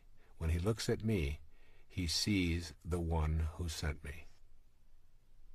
What it means to be in a state of oneness is that you know the unconditional love that God has for all of creation is also the unconditional love that can be you if you make that choice. If you place restrictions on that love or withhold it dependent on your judgments and hatreds, then you make it a conditional love and remove yourself from the possibility of co-creating with God. We have unconditional freedom for our thoughts to be what they are. That is how you are loved. That is your gift from the divine Creator, expressed through your individuality. Take that freedom away, and you are no longer a human being. You lose your humanity when you lose the unconditional love that allows you to think as you choose. Now suppose that you're able to function in the same unconditionally loving way, simply allowing without judging. You would be experiencing oneness. Your will and God's will would not be in conflict. Use this love for the purpose of creation. Every moment that you create by radiating unconditionally loving thoughts is a reflection of the same love that was responsible for your creation. This unconditional love is really a power, the ability to reach a higher state of being where there seems to be almost no delay between the creation of a thought form and having that thought form show up can be viewed in terms of unconditional love and an absence of making demands on or judging the world. This is a power that I know is possible for each of us when we begin to adopt the basic principles of spiritual manifestation. Most of us simply do not recognize how truly powerful we are by virtue of our own ability to create thoughts, and out of these thoughts attract to ourselves the abundance of the universe. When we think rationally about this power, we immediately think of the conflict between having a free will and having a destiny. This conflict often obviates the need within us to think and live in unconditionally loving ways. Let's take a quick look at this matter of destiny, which is in the title of this tape, and put it into a different context. Destiny is not preordained. Destiny is ordained totally by you. Every single moment of your now existence is the result of your previous thought. The idea that everything is already laid out for you in advance is a hallucination. You can and do manifest your own destiny. Your free will is your gift of unconditional love. You create the destiny with this free will, and when you venture off the path of unconditional love, you are simply living an illusion. The illusion is that the thoughts that you have of your separateness from God's will put you into an obsequious position, that God is something you must fight or fear. Obviously, if this were true, God could not at the same time be all-loving. So what it means here is that you want to know the joy of unconditional love. The most important thing that you will gain from cultivating unconditional love will be freedom from hate and violence. When these thoughts are removed, you discover the presence of joy and peace. This is an automatic reaction to unconditional love because you are in harmony with the creative source.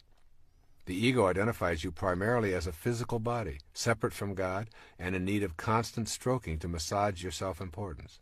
When you simply say this is an illusion and it doesn't really exist, those ideas are replaced with unconditional love, and the joy you experience is really the denial of the false and an affirmation of the truth of your being. You are absolutely free when you are not consumed with your self-importance. You are free when you no longer need to be stroked, coddled, and approved of by everyone you meet. There is a great sense of joy in feeling free. Think of times when you have felt the freest in your life, when the pressures to perform are off, when you are walking in nature, when you are in solitude and communing with God. Joy, freedom, and unconditional love are inseparable. They flow from the experience of each other. To be joyful is to hold on to nothing and to have no restrictions. This is also the feeling of freedom, and it is a result of embracing the unconditional love of the divine energy that is the center of your being. This is not to say that one ought not to enjoy a massage, a delicious meal, lovemaking, and all of the pleasures of the body, but it is the mind that is processing and allowing you to experience the pleasure. It is the mind that makes it real. Your purpose is to align your mind with the unconditional love that is the divine source of all material things, including your body. With that alignment comes joy and power. When one drop of water separates from the ocean, it becomes a speck that is essentially powerless and weak. But when it aligns with its source, the ocean itself, it is powerful beyond what is possible as an individual drop of ocean, and so it is with you. Unconditional love is really nothing more than the absence of fear. The ego is where fears originate, with constant messages that you are incomplete and need more, that you need to win to be better in comparison to others. With its unceasing pressure, the ego keeps you in a constant state of turmoil and anxiety. Here is where all fears are birthed and nurtured within you. To accept unconditional love as your premise for living, you will have to tell the ego that there is no need to prove anything, and that all you want or hope for is already here. With this kind of declaration, fear is removed from your life and is replaced with love. Remember the biblical quote, "Perfect love casteth out all fear." This principle of unconditional love as a prerequisite to manifesting your own destiny is a tough one to put into practice full time, yet you can begin this process by working on it one step at a time, beginning right now. Here are a few of the ways of putting unconditional love into practice in your life. Remember to keep uppermost in mind that love transforms. Unconditional love heals the body and the mind. And then also remember that the polarity of love is fear. Fear is a current of energy that literally runs through your body and is produced when you feel cut off from the source of unconditional love. Every time you experience fear, ask yourself, what's going on that I have substituted fear for love in this moment? Also, begin to acquire a private, non-publicized, and regular habit of meditating.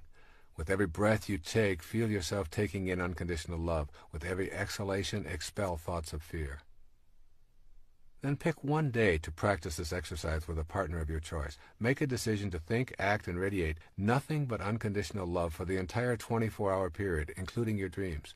If this works for you for one day, see if you can extend it for another day or two. Also, try making a decision to turn over your most difficult challenges in the area of unconditional love to God.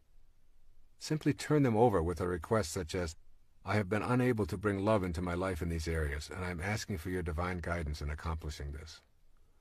Also, in your silent moments of prayer, do not be afraid to ask for help. And then know the connection between manifesting your heart's desire and unconditional love. Without your connection to this love, you lose your connection to the creative process. Unconditional love is in all things you wish to attract as well as in you. Keep it honestly, and you keep your ability to know that you are a God. Lose it, and you lose your godliness. It is that simple. And finally, make your word law.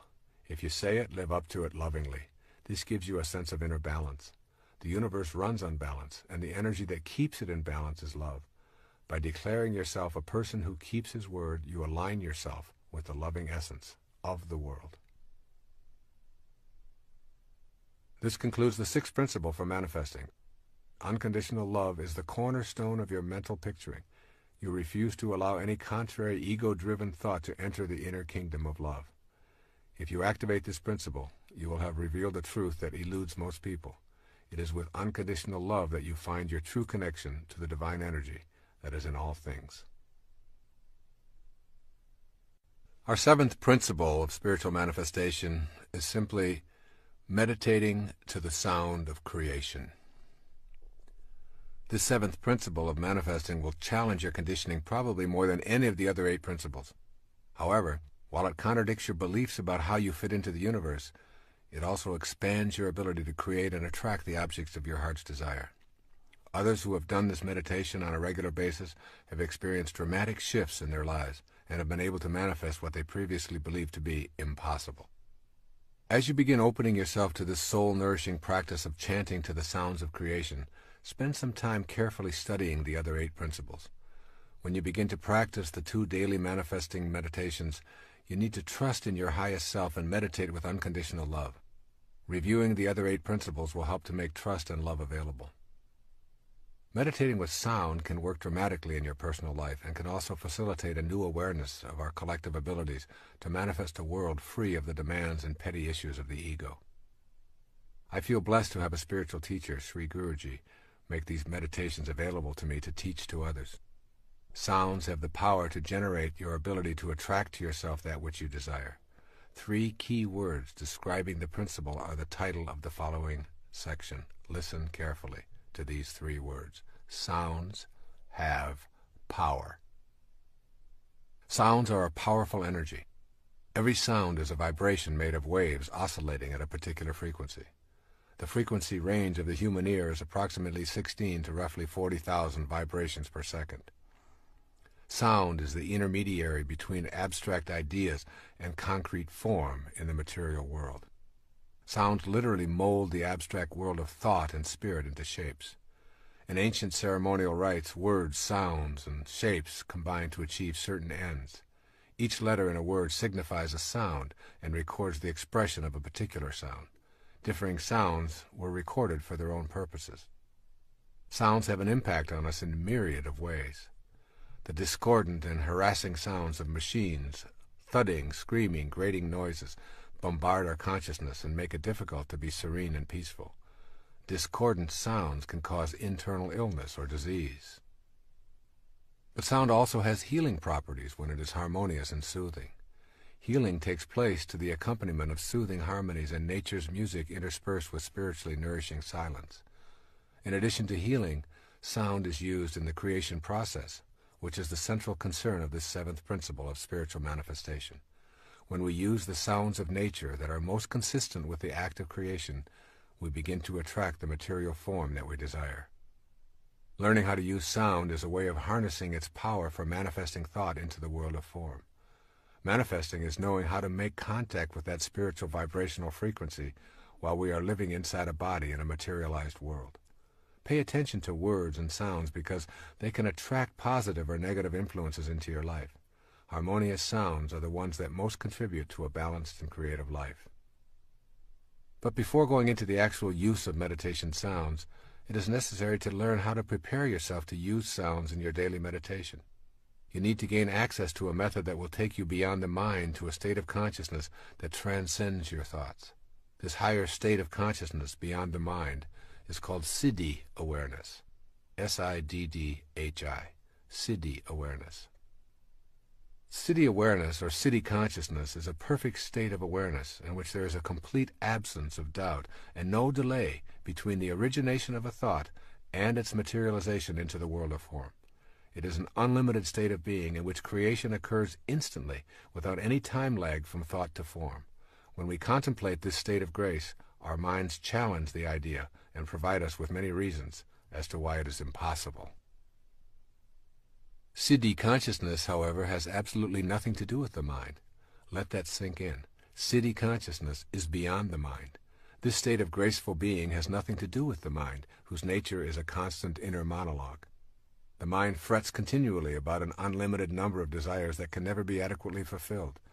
You can give your body great pleasures with booze and sex, give it fancy automobiles and delectable gourmet meals, body massages, and every other imaginable delight. The next morning, When it recovers, your mind has a new list of demands taped to your forehead, asking for more and more of what it can never get enough of. This is the nature of the mind, which is ruled by the ego. Your mind, then, is only a barrier to experiencing siddhi consciousness, wherein you are in a state of bliss and complete acceptance, and your desires are the same as your experience of life. Your mind blocks the vision of your highest awareness. Your highest self has its own language. When your body is stilled and totally in the present, thoughts disappear. Then you can start the exquisite process of meditating with sound. It is the magic of this sound meditation that I am going to explain in the seventh principle. This is a siddha technique to take you beyond the constraints of the ego and the mind to a place within yourself where you can change your vibrational frequency through the use of sounds of creation. There's a magic to the sound of creation. As you begin to incorporate these ideas of the power of sound into your consciousness, going beyond the darkness of your mind to the light of your highest self, think about these words that open the book of John in the New Testament. In the beginning was the Word, and the Word was with God, and the Word was God. The word God has the same sound that is in virtually all of the names for the original Creator. All traditions describe a creator of the Word and humankind. Here is a list of names used for the Creator: Ra, Krishna, Rama, Buddha, Adonai, Brahman, Siddha, Shiva, Jehovah, Kali Durga, Tat, Gayana, Mahanta, Mahavira, Anu, Atva, Nanak, Yahweh, God, Allah. The obvious sound that is in all of these names for the Creator is the sound Ah. Ah expresses a feeling of bliss and joy. The sounds of creation and joy are synonymous. It is not an accident that the name for the Creator in virtually all languages contains the sound Ah. Ah is the only sound that humans make effortlessly, simply by taking in a breath and without moving the lips, the tongue, the jaw, or the teeth. If you move any of these, the sound changes. Ah is the sound of effortless perfection, as is creation itself effortless and perfect.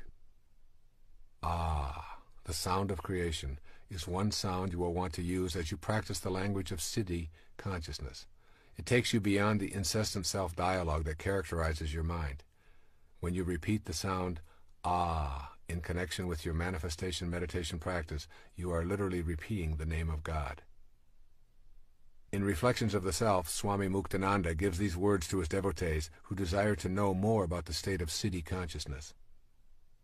With eyes brimming with love, sing his name. All inner mysteries will be disclosed. Every bird and plant will reveal itself to you as Brahman. The knowledge of Vedanta will manifest everywhere. O dear one, keep chanting God's name while sitting or standing or involved in the world. Never forget him. Unite your mind with the self. He explained that these names for God have specific combinations of inherently powerful syllables that have the ability to call forth the experience of God within us. Making these sounds acquaints us, perhaps for the first time, with the subtle God force within ourselves. Thousands of years ago, Patanjali set down his highly celebrated Yoga Sutras. They were designed to help guide seekers to the highest state of awareness, siddhi consciousness. He offered this advice: repeat and meditate on Om. Om is a symbol for the universal sound of creation. Repeating this sound causes the disappearance of obstacles and an awakening of a new, higher consciousness that is the creative energy. Continually chant God's name is the advice of the masters of self-awareness to those who seek to participate in the act of creating and manifesting. The sound Ah is the sound of God. Make the repetition of the name of God a daily meditation practice, and you will literally transform yourself into this universal sound of creation. You will become one with the sound that mediates between the world of form and the highest frequencies of the spiritual world.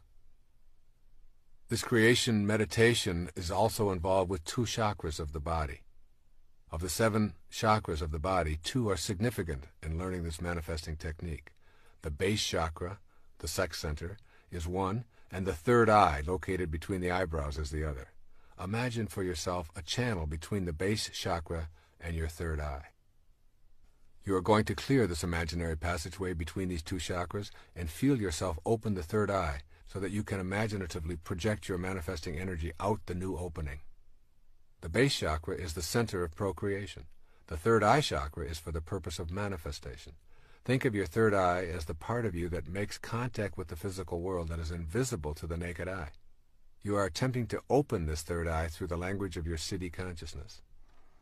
Now, remembering that ah is the sound of joy as well as the God sound, think about the sound that accompanies the process of procreation. Ah is the most common sound heard in the very act of procreation. And more often than not, God's name is repeated as a soul arrives from the world of the unseen into the world of materialized form. Oh God! Oh my God! Ah! Initially, this may seem amusing, yet it is incontrovertible that these are universal clues to the process of manifestation. The energy released through the root or base chakra brings about procreation. And what has taken place here? A release of energy from the base chakra, received by another base chakra, and a soul connects to form, from the unseen to the manifested, all accompanied by the sound of ah. Learning this technique of sound manifesting really involves nothing more than opening up the channel that exists between these two chakras in your body. Opening the third eye is an inner exercise of putting your attention at the third eye or mind chakra and projecting through it, feeling the joy that is associated with the sound ah. You experience it leaving the limits of your physical body, embracing that which you want to manifest, and bringing it back to you. Implement this sound meditation in your morning practice. I have created a cassette tape and a compact disc called Meditations for Manifesting, which guides you through this morning meditation. In addition, that recording guides you through the second meditation, which takes place in the evening. However, here you put your attention on gratitude for all that has manifested into your life. This is also the subject matter of the ninth and final principle. Now we listen to the sound of that which is manifested. There's a second sound that reflects the vibrational frequency of manifestations in the physical plane. This sound is Om. If you reduce anything that you can observe on the physical plane to its ultimate sound vibration, you would hear the sound Om. This is the sound that women of ancient times meditated to while bringing their babies into the world. Whereas Ah is the sound of creation, Om is the sound of that which is already created. Om expresses gratitude for all that has manifested. There's a basic relationship between our level of awareness and the vibrations of the universe. This is why I include the Om meditation in the manifestation process. Repeating the Om sound in the evening tunes you to a higher state of awareness and to gratitude for all that has manifested into your life. Repeating this sound as a mantra of gratitude is one of the most joyous feelings you will ever experience, causing you to be in harmony with your environment. Using the Om sound is a way of bonding to all that manifests for you, in whatever form it shows up. It creates a peaceful space and contributes to your identifying with the manifesting principle. These two sounds, Ah and Om, used on a daily basis, form the basis for your becoming adept at connecting with what you desire and understanding totally the message of this tape, which is that you indeed manifest your own desires and destiny. Now let's take a look at the practice of meditating for manifesting. Manifesting and meditating cannot be separated. They are like the crest and the trough of the wave, separate and distinct from each other, but always together. You cannot become adept at manifesting the desires of your heart if you are unwilling to devote time to the practice of meditation. Meditation is simply the act of being quiet with yourself and shutting down the constant monologue that fills the inner space of your being. That inner noise is a shield preventing you from knowing the highest self. Engaging in sound meditation is a useful way of accomplishing inner silence and removing the influences of the constant chatter that is largely produced by the ego. The best times for meditating using this manifesting technique of repetitive sounds are at sunrise and sunset. If you are unaccustomed to arising at or before sunrise, make an effort to establish this discipline for a trial period of 90 days. What you want to do is establish yourself as a disciplined person. Early morning, particularly prior to sunrise, is the best time of day to awaken. The silence allows you to feel close to God. You can feel the energy of healing and solutions in the silence. Use specific acts of personal courage to awaken during these hours, knowing that the time will provide you with far more rest than the remaining hours of your scheduled sleep. When the sun first begins to show itself in the morning, its energy breaking out of the darkness is most intense. This is the ideal time to begin your manifesting meditation.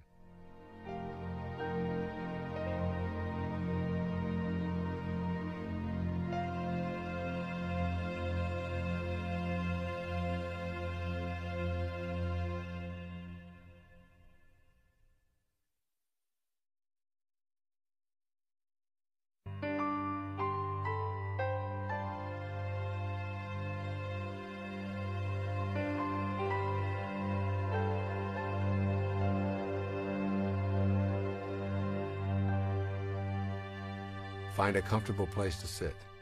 What makes you feel most relaxed and at peace is the perfect posture. If at all possible, it is advisable to do this outdoors. Gently place your forefinger and thumb together on each hand. Close your eyes and allow yourself approximately 20 minutes for this morning practice. Take in a few long, deep breaths and exhale, becoming aware of the pattern of your breathing and the feeling of filling your lungs. Then place your attention on the root or base chakra, the sex center, and move your attention up the passageway between your root chakra and your third eye chakra. Think of this as a channel that has been clogged, and think of the third eye space as an opening that has been sealed for a long time that you are going to open with your new inner etheric energy. Now take a deeper, longer breath of air, filling your lungs, and as you release the breath, say out loud the sound ah, with as much emotion and volume as you can imagine. Ah. Place your attention on clearing the channel with the sound of ah. While you are doing the ah meditation, add to your mental picture what it is that you would like to be able to create or manifest without being at all attached to how it will surface in your life. Repeat the sound of ah as your mantra for the entire time. However, do it out loud and with emotion for only approximately the first 1/3 of the time. Move your attention up and down the inner passageway between the root chakra and the third eye chakra. With the inner energy that you are feeling from the sound of creation resonating within you, open this third eye in your mental picture and propel the creative force through it into the world of form. Imagine its release from your inner being to a point at which it circles the world and surrounds the objects of your desire. Trust that this energy will connect with the universal energy that is the God force and will send the objects of your desire into your immediate world. This must be done in accordance with all 9 of the principles of manifesting that are explained in this tape, which means you have an absence of doubt, complete trust, unconditional love, and a knowing that this power of attraction is within you and in all things. Gradually, you will begin to experience an overwhelming sense of bliss and peace. For the next approximately 1/3 of the morning meditation, say the ah sound softer and softer. Stay focused on the third eye, which is now open and sending out this creation energy and the feeling of your desire manifesting. For the final third of your morning meditation, repeat the sound of ah to yourself silently as a mantra, and keep your attention on the third eye and the glorious feeling of gratitude that you are already experiencing for having this manifest into your life. When you have completed approximately 20 to 30 minutes of this manifesting meditation, your morning session will be complete. Some people have used this meditation to manifest peace for themselves or those they love, to center themselves on a healing, or to bring a relationship into their life. Others have used it for such matters as selling a house, getting a promotion, overcoming an addiction, attracting money, or whatever. The possibilities are unlimited. What you are doing when you do this morning ah meditation is resonating with the words, "In the beginning was the Word, and the Word was God." The act of manifesting is the beginning of something being created in your life. The evening meditation is best practiced at sunset if possible. Once again, as the sun sinks below the horizon, there is a corona-like expression of energy that is greatest just as the sun leaves the horizon and for a few moments immediately after. Now you practice the sound of Om, which is the meditation of gratitude. The practice is identical to the morning meditation with the exception that now you are not asking to manifest anything. Instead, at the end of your daylight or as you retire, you are simply saying thank you to the universal intelligence that we call God for all that has manifested in your life. Take in deep breaths just as you did in the morning. Clear the channel between your base chakra and your third eye chakra and mentally picture all that you have received and project that energy out forcefully through the opening of the third eye. You are expelling into the universe beyond your immediate body an energy of gratitude. The sound of Om is said aloud for the first third of your meditation, then gradually, more quietly, and ultimately silently, always focusing grateful attention on the third eye and feeling that energy going back to the universal source of energy that we call God. The final part of this meditation is the last sound you hear before you go to sleep each night. The very first sound you hear in the morning is generally one of ah. It is the sound that you make when you yawn or stretch. However, the final sound you hear within yourself before going to sleep can be a combination of these two sounds, of ah and Om. I defined enlightenment earlier as the ability to be immersed in and surrounded by peace. It is not an accident that the sounds ah and Om, when combined, translate to the word that means peace or enlightenment. Shalom. Shalom. By saying these two sounds to yourself as you drift off to sleep, you are becoming at one with all that is peaceful and all that provides for us. It is also not an accident that the primary sound of spiritual joy is the sound of Ah in Alleluia. And it is also a sound in the last word of every prayer, Amen. Give this glorious, peaceful, enlightening manifestation meditation practice a 3-month trial using each of the 9 principles outlined in this book, and see if you do not experience your heart's desire appearing. Alleluia. Shalom. The 8th principle for spiritual manifesting simply says, patiently detach from the outcome. In the 7th principle on the use of sound meditation, I emphasize the importance of placing your attention on your feelings as you picture your desire manifesting. This 8th principle of spiritual manifesting has at its heart the experience of that feeling. The manner of how and when it is desired shows up is something that you must not try to control. Manifesting is not about making demands of God in the universe. Manifesting is a cooperative venture in which your intention is aligned with divine intelligence. That intelligence is in all things and in you simultaneously. Demanding that God send your desire according to your timetable and design reinforces the incorrect idea of God as a separate energy. There's an important concept to try to grasp here. It's called intelligence apart from individuality. Most of us believe that the recognition of any other individual affirms a point at which our own individuality ceases and the other's begins. This belief is part of our conditioning, and it imposes a great deal of limitation on us. If this pattern were ascribed to the universal mind, it would describe a God that at some point ceased and something else began. To be universal and to recognize anything as being outside itself would be to deny its very being. So the nature of universal intelligence is an absence of individual personality. You are in an impersonal and intensely intelligent ocean of life that is all around, under, and in everything, including you. Though you have been conditioned to believe that you are an individual, you are actually a part of the grand universal nature that is infinite in its possibilities. This undifferentiated intelligence responds to you when you recognize it.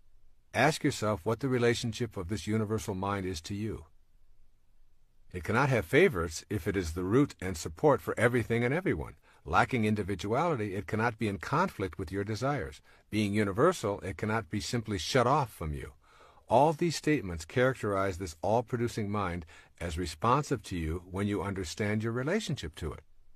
Your task is to bring the universal energy within your grasp by raising yourself to the level of that which is universal, rather than bring the universal down to a level of misperceived individuality that is separate from the universal. You need only to recognize it to attract it to yourself, rather than ask it to recognize you and bring you to it.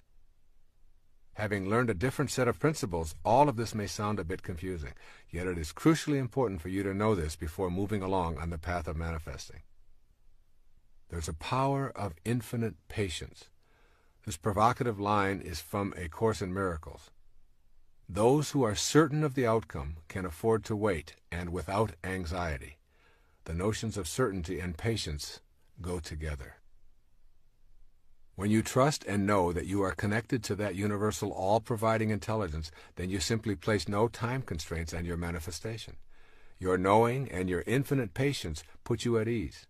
Your inner sense is that what you want to manifest is already here, and your inner attention is on the feeling of well-being that you are already blessed with what you seek.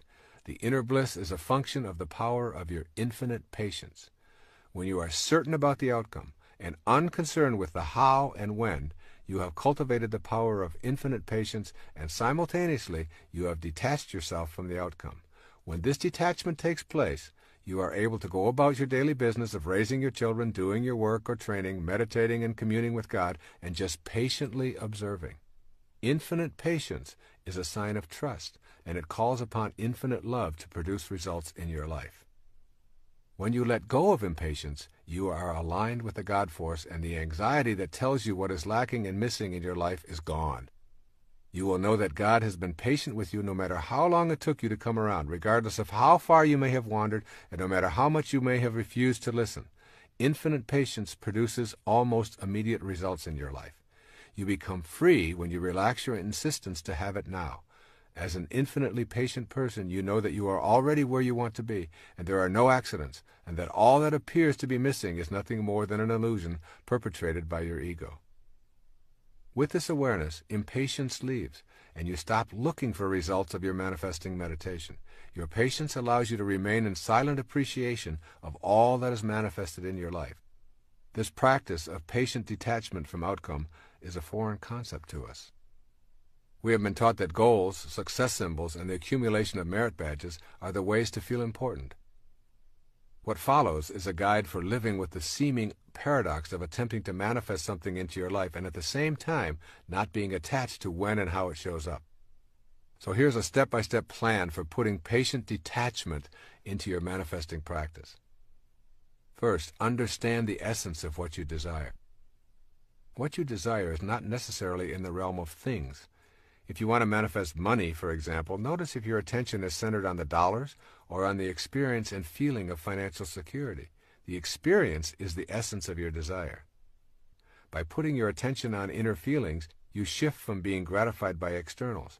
The essence of your desire is a feeling of well-being and joy and an alignment with the universal spirit. You may feel that you truly want to manifest more income and a promotion. Detach yourself from the in-the-world promotion and increase in pay. Put your manifesting energy on the essence. You're wanting to feel more secure and less stress.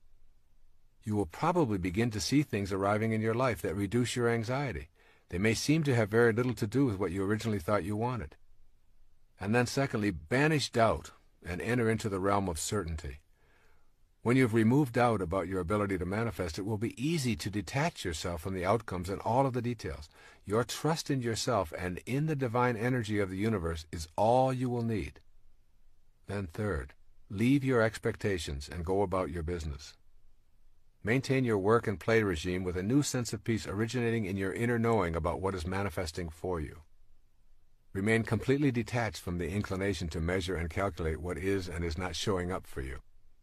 And then fourth, in this step-by-step plan, maintain privacy about your desires. Sharing your manifestation efforts decreases the energy and deflects the energy into the ego's need to gain approval. Then fifth, be aware of the cues that your desires are manifesting. Keep in mind that the way things will show up in your life is not necessarily related to what your rational brain expects. Things may begin popping up into your life that were never there before and which may surprise you as you notice them more and more frequently. These synchronistic events and happenings are the result of beginning to live in a heightened state of awareness. Pay close attention to the cues as they surface and gently tell yourself, it's working, I can see the results. And then sixth, act immediately on the cues that arrive by acknowledging them.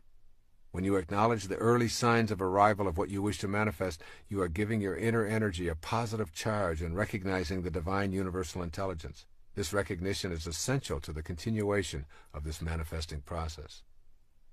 And seventh, don't think of your manifestation as a special favor. To see manifestation as a favor is to begin the process of bargaining with God and believing in your separateness from all other living things. Your desires manifest because you are in perfect alignment with your source of creation and because you are not placing any limitations on what can come into your life. And then eighth, view any and all obstacles as lessons, not indications of failure. Keep in mind that you are practicing patience and detachment from outcome. Everything that shows up in your life is supposed to. This includes the falls in your life. They provide you with the energy to propel yourself to a higher state of awareness. And then ninth, release all judgment from your manifesting practice. This requires you to be willing to suspend your inclination to judge that which shows up in your life as right or wrong, good or bad, attractive or unattractive.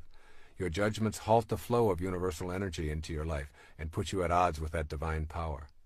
Your ability to manifest depends in large part on your willingness to leave behind the collective judgments that make up the totality of human beliefs. Detaching from these beliefs is one of the greatest challenges of your life. You will probably experience a sense of loss and perhaps a feeling of loneliness as you make this step out of judgment. The reward is that you will begin to expand your own perceptions and accept what others believe are their perceptions. A business card you might find walking on the beach, a book or a tape recording, a message intended for another but is in your mailbox. All these can be cues. Send away all judgments about how anything arrives in your life and refuse to assume the collective judgments that permeate the beliefs of most of the people you encounter. As you notice what arrives and disappears, try to do it with a feeling of total acceptance. In your inner world now, anything you can imagine is actually a part of you. Your proclamation of being wealthy and happy, if taken to that inner non-judgmental world, will lead you to feel wealthy and happy. This in turn will lead you to begin acting in new ways. You will begin to create a new concrete reality of wealth and happiness within yourself as you generate a positive attitude toward all you encounter. No judgments, simply maintaining an inner feeling of having already manifested whatever it is you desire. Your mind will attempt to use logic, but manifestation is not logical. Your mind will try to employ negativity, insisting that you are too old, too stupid, or too undeserving, that you never win anything, that you've wished for things in the past and been disappointed and there's no reason to expect things to change now. This is the attachment of the mind and the ego to results in past history. Meditation and intuitive feelings are two ways to supersede the mind. The emphasis is on detaching from the collective unconscious beliefs, refusing to judge, and patiently allowing the universal source to deliver what you are now totally aligned with in your inner world. And 10th, learn to relax in peace and knowing. The universal intelligence works at its own perfect pace.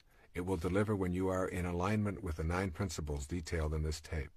The delivery is guaranteed by the absence of doubt that you cultivate and total trust in the presence of this energy in all things, including that which you are going to attract into your life.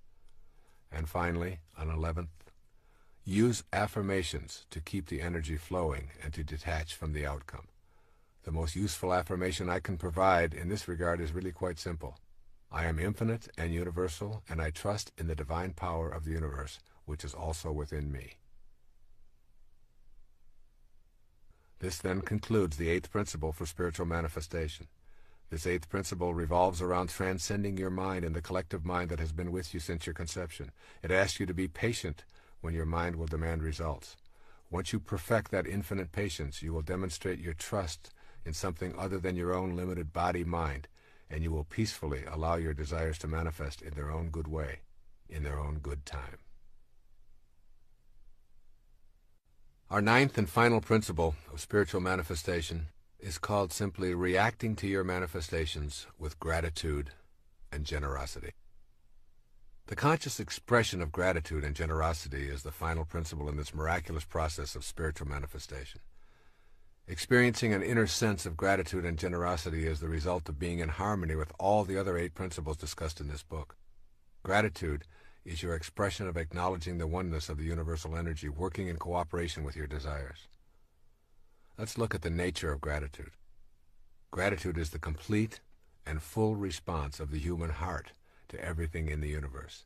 It is the absence of feeling alienated or separate. It represents our full acknowledgement and appreciation of the energy flowing through all things and brings gifts to us in the form of the fulfillment of our desires.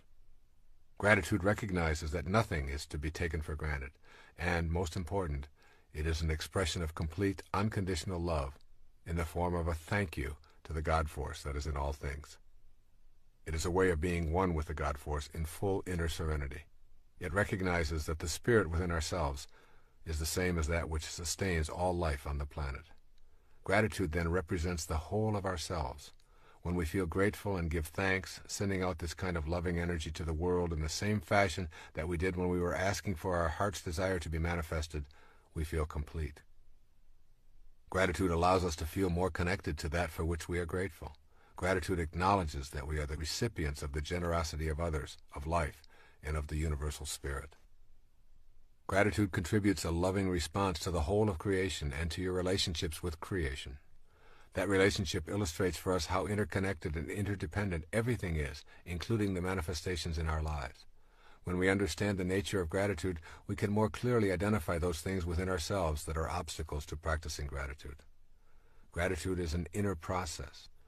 It is an attitude of thankfulness, even when things do not appear as we would prefer. Rumi once wrote, "Don't grieve for what doesn't come. Some things that don't happen keep disasters from happening." Gratitude is a way of experiencing the world with love rather than judgment.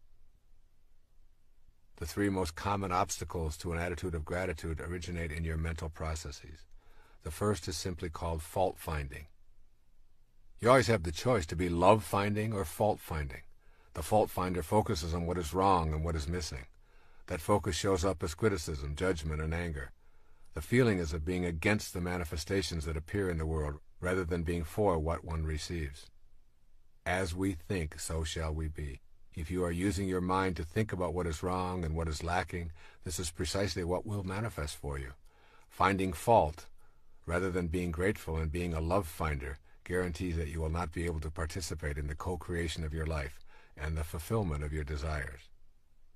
A second obstacle to an attitude of gratitude is called simply complaining. The complainer always feels shortchanged and deprived, and consequently becomes envious and bitter toward those who seem to have been blessed with what is missing in his or her own life. The inner experience of complaining leads to being angry at the universal source that seems to have denied you the benefit of its infinite supply. Complaining is an expression of the absence of love in your inner world. When you feel love, there's no room for being upset with God for not delivering your ego's demands. And the third obstacle to an attitude of gratitude is taking what you have for granted. Taking things and people in your life for granted drains you of the joy that you could be experiencing. Taking things for granted means going through life unaware of the multitude of gifts that are here in each and every moment. Think of the activities and experiences that would be missed if they suddenly disappeared. Remind yourself that there are no ordinary moments. Kicking a ball around with a child, watching the shape of the clouds in the early morning, or hearing the sounds of the seasons, saying good night to a loved one. Every single experience is an opportunity to experience gratitude, or its opposite, ennui. It is also a choice. Strive to be alert to being a love finder. Sleepwalking through life is a choice to impede the gratitude that is necessary for you to become a manifester. If you take everything for granted, you will never be able to see the clues that will give you the impetus to take action on your desired manifestation. The appearance of the right person or the unexpected gift will be greeted with a shrug and a disinterest, which will prevent you from receiving its blessings. Be awake and fully appreciative of everything and everyone. And here appreciation and depreciation need to be understood. When we depreciate something, we devalue or diminish its worth. We depreciate things or people by expressing disapproval or dislike. It is impossible to feel grateful for something or someone we do not value. Begin to see things and people as they truly are. Each person is a child of God. See the unfolding of God in each person you meet. The moment you participate in the depreciation process, you block your ability to experience gratitude, and consequently, you obstruct your ability to manifest prosperity, love, and joy into your life. Essentially, the activity of depreciation means that you are not sensing the beauty of life. Become an appreciator, and therefore a manifester, by seeing the Christ shining back at you in the other person or groups of people. Cultivating an attitude of gratitude is something we all want to work on in this manifesting process. Make the shift to being grateful for all that you are and all that you have, and you will facilitate your ability to manifest into your life the essence of all that you desire. Develop an awareness of yourself as a recipient rather than as a victim. Virtually everything you possess in your life is because of the efforts of others. Your furniture, automobile, home, clothes, gardens, yes, even your own body are all in some way gifts from others. Without the efforts of thousands and thousands of people all working in harmony, you would have nothing showing up in your life. Just remind yourself of this fact each day, and gratitude will begin replacing cynicism. Also, practice a silent expression of gratitude when you start to see your desires manifesting from the universal source. Thank you, God. I see you working in my life, and I acknowledge with love my appreciation for all that you bring to me. Also, become a person who is willing to tell those around you how much you appreciate them. Make a concerted effort to say aloud how much you love your family members without making it a phony ritual. The more you are willing to express gratitude, the more you are cultivating an experience of unconditional love, which, as you know, is the secret to manifesting. Be thankful and avoid complaining as much as possible. Catch yourself as you are about to find fault with someone or some condition. Then, instead, find something to say that reflects a willingness to be a love finder. Give yourself a specific period of time to practice avoiding complaining and fault-finding, perhaps 30 days. You will experience the emptying of rancor and complaints from your inner self, and the opening to love, appreciation, and gratitude. Begin each and every day with an expression of gratitude and thanksgiving. Every morning when you awake, you have been given the gift of a sunrise and 24 hours to live. Take in a deep breath and be grateful for this exhilarating experience of breathing in life and love. End your day with an expression of love and a repetition of the word for peace, shalom. Be aware of the need to be grateful for the suffering and struggles that are part of the fabric of your life. Sometimes it's easy to simply be angry at your suffering rather than to know that it is the catalyst for your searching and awakening. And also remember, it is the nature of thought to increase. The more your thoughts are centered on what is missing, the more deficient you feel and the more complaints you will utter. Similarly, the more you practice gratitude, the more you are thankful and appreciative of all that life provides, and the more you feed your experience of abundance and love. And now a look at generosity and service, the final steps in manifesting. The natural extension of being grateful is the development of a generous heart. Perfect generosity is a willingness to give of yourself and all that you have manifested without any expectation of a return. Manifesting is about connecting to the universal spirit which is infinite and abundant in supply. Manifesting is not about seeing neediness in yourself, but is rather about feeling complete with that radiant abundance. It is concerned with unconditional love and attracting that abundant love to your individual life. When you feel the presence of that abundance, your feeling of gratitude will push you in the direction of generosity. It is in the expression of your generosity that you will feel most connected to the unconditional love of the universal spirit. The more you feel a desire to share what you receive unconditionally, the more you will experience it flowing into your life. Generosity and self-liberation go together. Generosity is helpful for your own liberation in that it teaches you about the inner quality of letting go. Letting go and releasing your attachments are the most freeing things you can do to liberate yourself from the ego. A need to hang on to things and money you receive arises out of an inner sense of incompleteness. Practicing generosity aligns you with your sense of completeness and love. Generosity extends to more than simply sharing your material possessions. Generosity includes offering kindness, care, love, and nurturing. Furthermore, the spirit of generosity can and does ultimately relate to how we treat ourselves. If you have a generous heart that has no qualms about giving, you will treat yourself lovingly and will nurture yourself without feeling any sense of guilt. Thus, giving and receiving are really the way the universe works. Every single time that you take in a breath and then exhale, you are engaged in a process of giving and receiving that is vital to the material and spiritual world. With each inhalation, you take in the oxygen and nitrogen you must have to exist. And with each exhalation, you send back the carbon dioxide that supplies the entire plant world. The cycle of generous giving and receiving is exactly the same as the very act of breathing. Look around you and notice how everything in our universe is a result of giving and receiving. The entire food chain represents a giving of life and a taking of life, and then a giving back in an endless cycle of material manifestation. The process works in the same way on the spiritual level. You put out loving energy to connect to that which you desire, and it returns to you. It is a giving and receiving action. So therefore it's really important to cultivate an attitude of generosity. Put generosity into your manifestation practice to keep the natural flow of giving and receiving moving in your life. Recognize that this is a way of being that can be developed. You may have convinced yourself that giving is impossible because you have too little for yourself. If you're not generous when it's difficult, you will not be generous when it is easy. Generosity is a function of the heart, not the wallet. A generous heart is one that places no limitations on its ability to be generous with others and does not do it for reward or recognition. Think of the myriad of things that you do each day for others, including animals and the environment, as ways of practicing generosity. Talking to a lonely neighbor, feeding a stray cat, opening a door, anonymously paying the toll for the car behind you, vacuuming the carpet, or whatever may occur in the thousands of actions you undertake each day. Most important, remember that to give without expectation of an acknowledgement is truly the work of your higher self. Keep your generosity practices private. Then become aware of the internal resistances that arise within you when you have an impulse to give. Your fear of not having enough for yourself and your family, your doubts about whether others are truly needy, the fact that others won't appreciate it anyway, are impulses that you need to honor as valid. All of these inner doubts and fears should be examined without judgment. And then give yourself designated times and periods of time to practice being generous, particularly in offering service or in giving of your time. Sometimes I notice my young son out playing soccer by himself, wishing in his heart he had someone to play with. I remind myself to forget about the zillion things I have to do, my state of fatigue or whatever, and I designate the next several hours to simply sharing my time with him, something we both love. Practice being able to receive. Accept help when others offer it.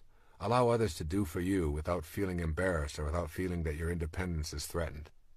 If you turn off the receiving side, you cut the natural flow of energy, just as if you turned off the giving side. Receiving is very much a component of the spiritual practice of manifestation, and you can work at allowing this into your life with gratitude and love. Furthermore, practice giving just a bit more than you think you can, and a bit more than your own comfort level allows. Whatever you have convinced yourself is the limit of your generosity, try going beyond it. You also can practice a little bit more generosity with your own self than you are normally accustomed to. Order the item on the menu that costs more, or give yourself a few extra days on your vacation trip, or allow yourself the luxury of a body massage or a facial. Extend your generosity into service as a way of life. Our encounters and relationships are a central influence on ourselves and each other. Service is a word that is not commonly thought of as part of our ordinary relationships, yet service simply cannot be separated from relationships. When you cultivate an attitude of gratitude and generosity, you will find yourself wanting to be in the service of others. You will find it natural to extend that which you receive into the service of others as well.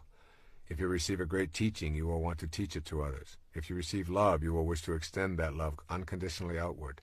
Your relationships will automatically be felt as gifts for the service of others. When you contemplate the purpose of your life in the material plane, you will discover that the only thing you can do with your life is to give it away. You cannot lay claim to anything. It is all transitory. You will find your purpose and your strength when you see that you are in a relationship with all other living things, and that you are purposeful and peaceful when you serve in some capacity. It is out of this state of recognizing our fundamental interconnectedness that we realize we are all in a constant state of service to each other. It is this awareness that you want to keep uppermost in your mind as you generate this principle of spiritual manifesting. Service, at its very basic core, is an inner choice to offer a helpful and healing attitude to others as well as to ourselves. A natural outgrowth of feeling grateful for our daily life manifestations is experiencing the inclination to be generous. By turning the purpose of your life into one of service and leaving behind your self-absorption, you discover the irony of manifesting. The more you choose to be of service, the more profoundly you experience unconditional love, and the more you find materializing into your life.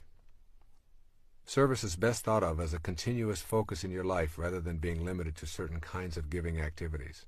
Service is a state of mind that expresses love rather than fear, trust rather than distrust. It focuses on meeting all others as equals with whom we share a spiritual identity. This inner attitude of love reveals itself in action. Service does not require that you become a Mother Teresa. You serve by suspending your ego and extending the love that fills that space. It can take a million different forms, but when practiced with authenticity, from the heart, it makes all that is manifested into your life worthwhile. The only problem you will encounter is attempting to give or serve without love. The moment you put a condition on your service or ask something in return, you introduce conditional rather than unconditional love. The imposition of the condition makes service empty. Service without love is obligation, and it carries guilt and anger and resentment along with it. Work at being in a state of unconditional love with your service efforts, and when love is not authentically present, acknowledge that as well. This concludes the 9th principle of spiritual manifesting. Be willing to take all that is attracted to you as a result of your practicing the manifesting principles. Be willing to turn right around and in a spirit of gratitude and generosity, devote yourself to an act of service. The more you practice in this light, the more you will see the objects of your desire coming to fruition regularly. I want to close this final principle with another observation by Rumi titled The Servant Who Loved His Prayers. It sums up all that I have said, not only here in this final principle on gratitude, generosity, and service, but in this entire program. Listen to the words carefully, and as you end this tape and go to work on your own spiritual manifestation program, recall this passage by Rumi, born in the year 1207 in the Persian Empire in what is now called Afghanistan. It will remind you of your role in all of this, a role that is limited only by the restrictions you place on your spiritual awareness. He titled this poem, The Servant Who Loved His Prayers. At dawn, a certain rich man wanted to go to the steam baths. He woke his servant, Sunquar. "Ho, get moving, get the basin and the towels and the clay for washing, and let's go to the baths." Sunquar immediately collected what was needed, and they set out side by side along the road. As they passed the mosque, the call to prayer sounded. Sunquar loved his 5 times prayer. "Please, Master, rest on this bench for a while that I might recite Surah 98, which begins, 'You who treat your slave with kindness.'" The Master sat on the bench outside while Sunquar went in. When prayers were over and the priest and all the worshippers had left, still Sunquar remained inside. The Master waited and waited. Finally he yelled into the mosque, "Sunquar, why don't you come out?" "I can't. The clever one won't let me out. Have a little more patience. I hear you out there." 7 times the Master waited and then shouted. Sunquar's reply was always the same, "Not yet. He won't let me come out yet." "But there's no one in there but you. Everyone else has left. Who makes you sit still so long?" "The one who keeps me in here is the one who keeps you out there. The same who will not let you in will not let me out. The ocean will not allow its fish out of itself, nor does it let land animals in where the subtle and delicate fish move. The land creatures lumber along on the ground. No cleverness can change this. There's only one opener for the lock of these matters. Forget your figuring. Forget yourself. Listen to your friend. When you become totally obedient to that one, you'll be free. May you always swim in the ocean of abundance while manifesting your own divine destiny. Listen to your friend. I'd like to provide you with a summary of the 9 principles. I would like you to have all 9 principles in the same place so that you can refer to them often, as well as see how they comprise a step-by-step program for implementing a spiritual manifestation awareness for yourself. Each principle flows to the next, and if you apply them in this sequential manner, I can guarantee that you will begin to view yourself as an absolute miracle, an individual who is connected to the universal all-pervading spirit in such a firm manner that you know you are a co-creator of your own life and all that is attracted into it. The 9 principles. Number 1, becoming aware of your highest self. This awareness helps you to view yourself as more than merely a physical creation, which leads to the 2nd principle. Trusting yourself is trusting the wisdom that created you.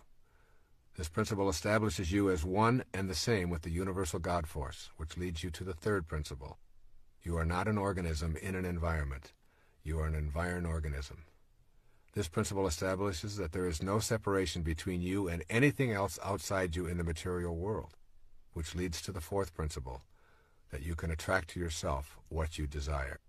This principle establishes your power to attract that which you are already connected to, which leads to the 5th principle, honoring your worthiness to receive. This principle affirms that you are worthy of all that is attracted to your life, which leads to the 6th, connecting to the divine source with unconditional love.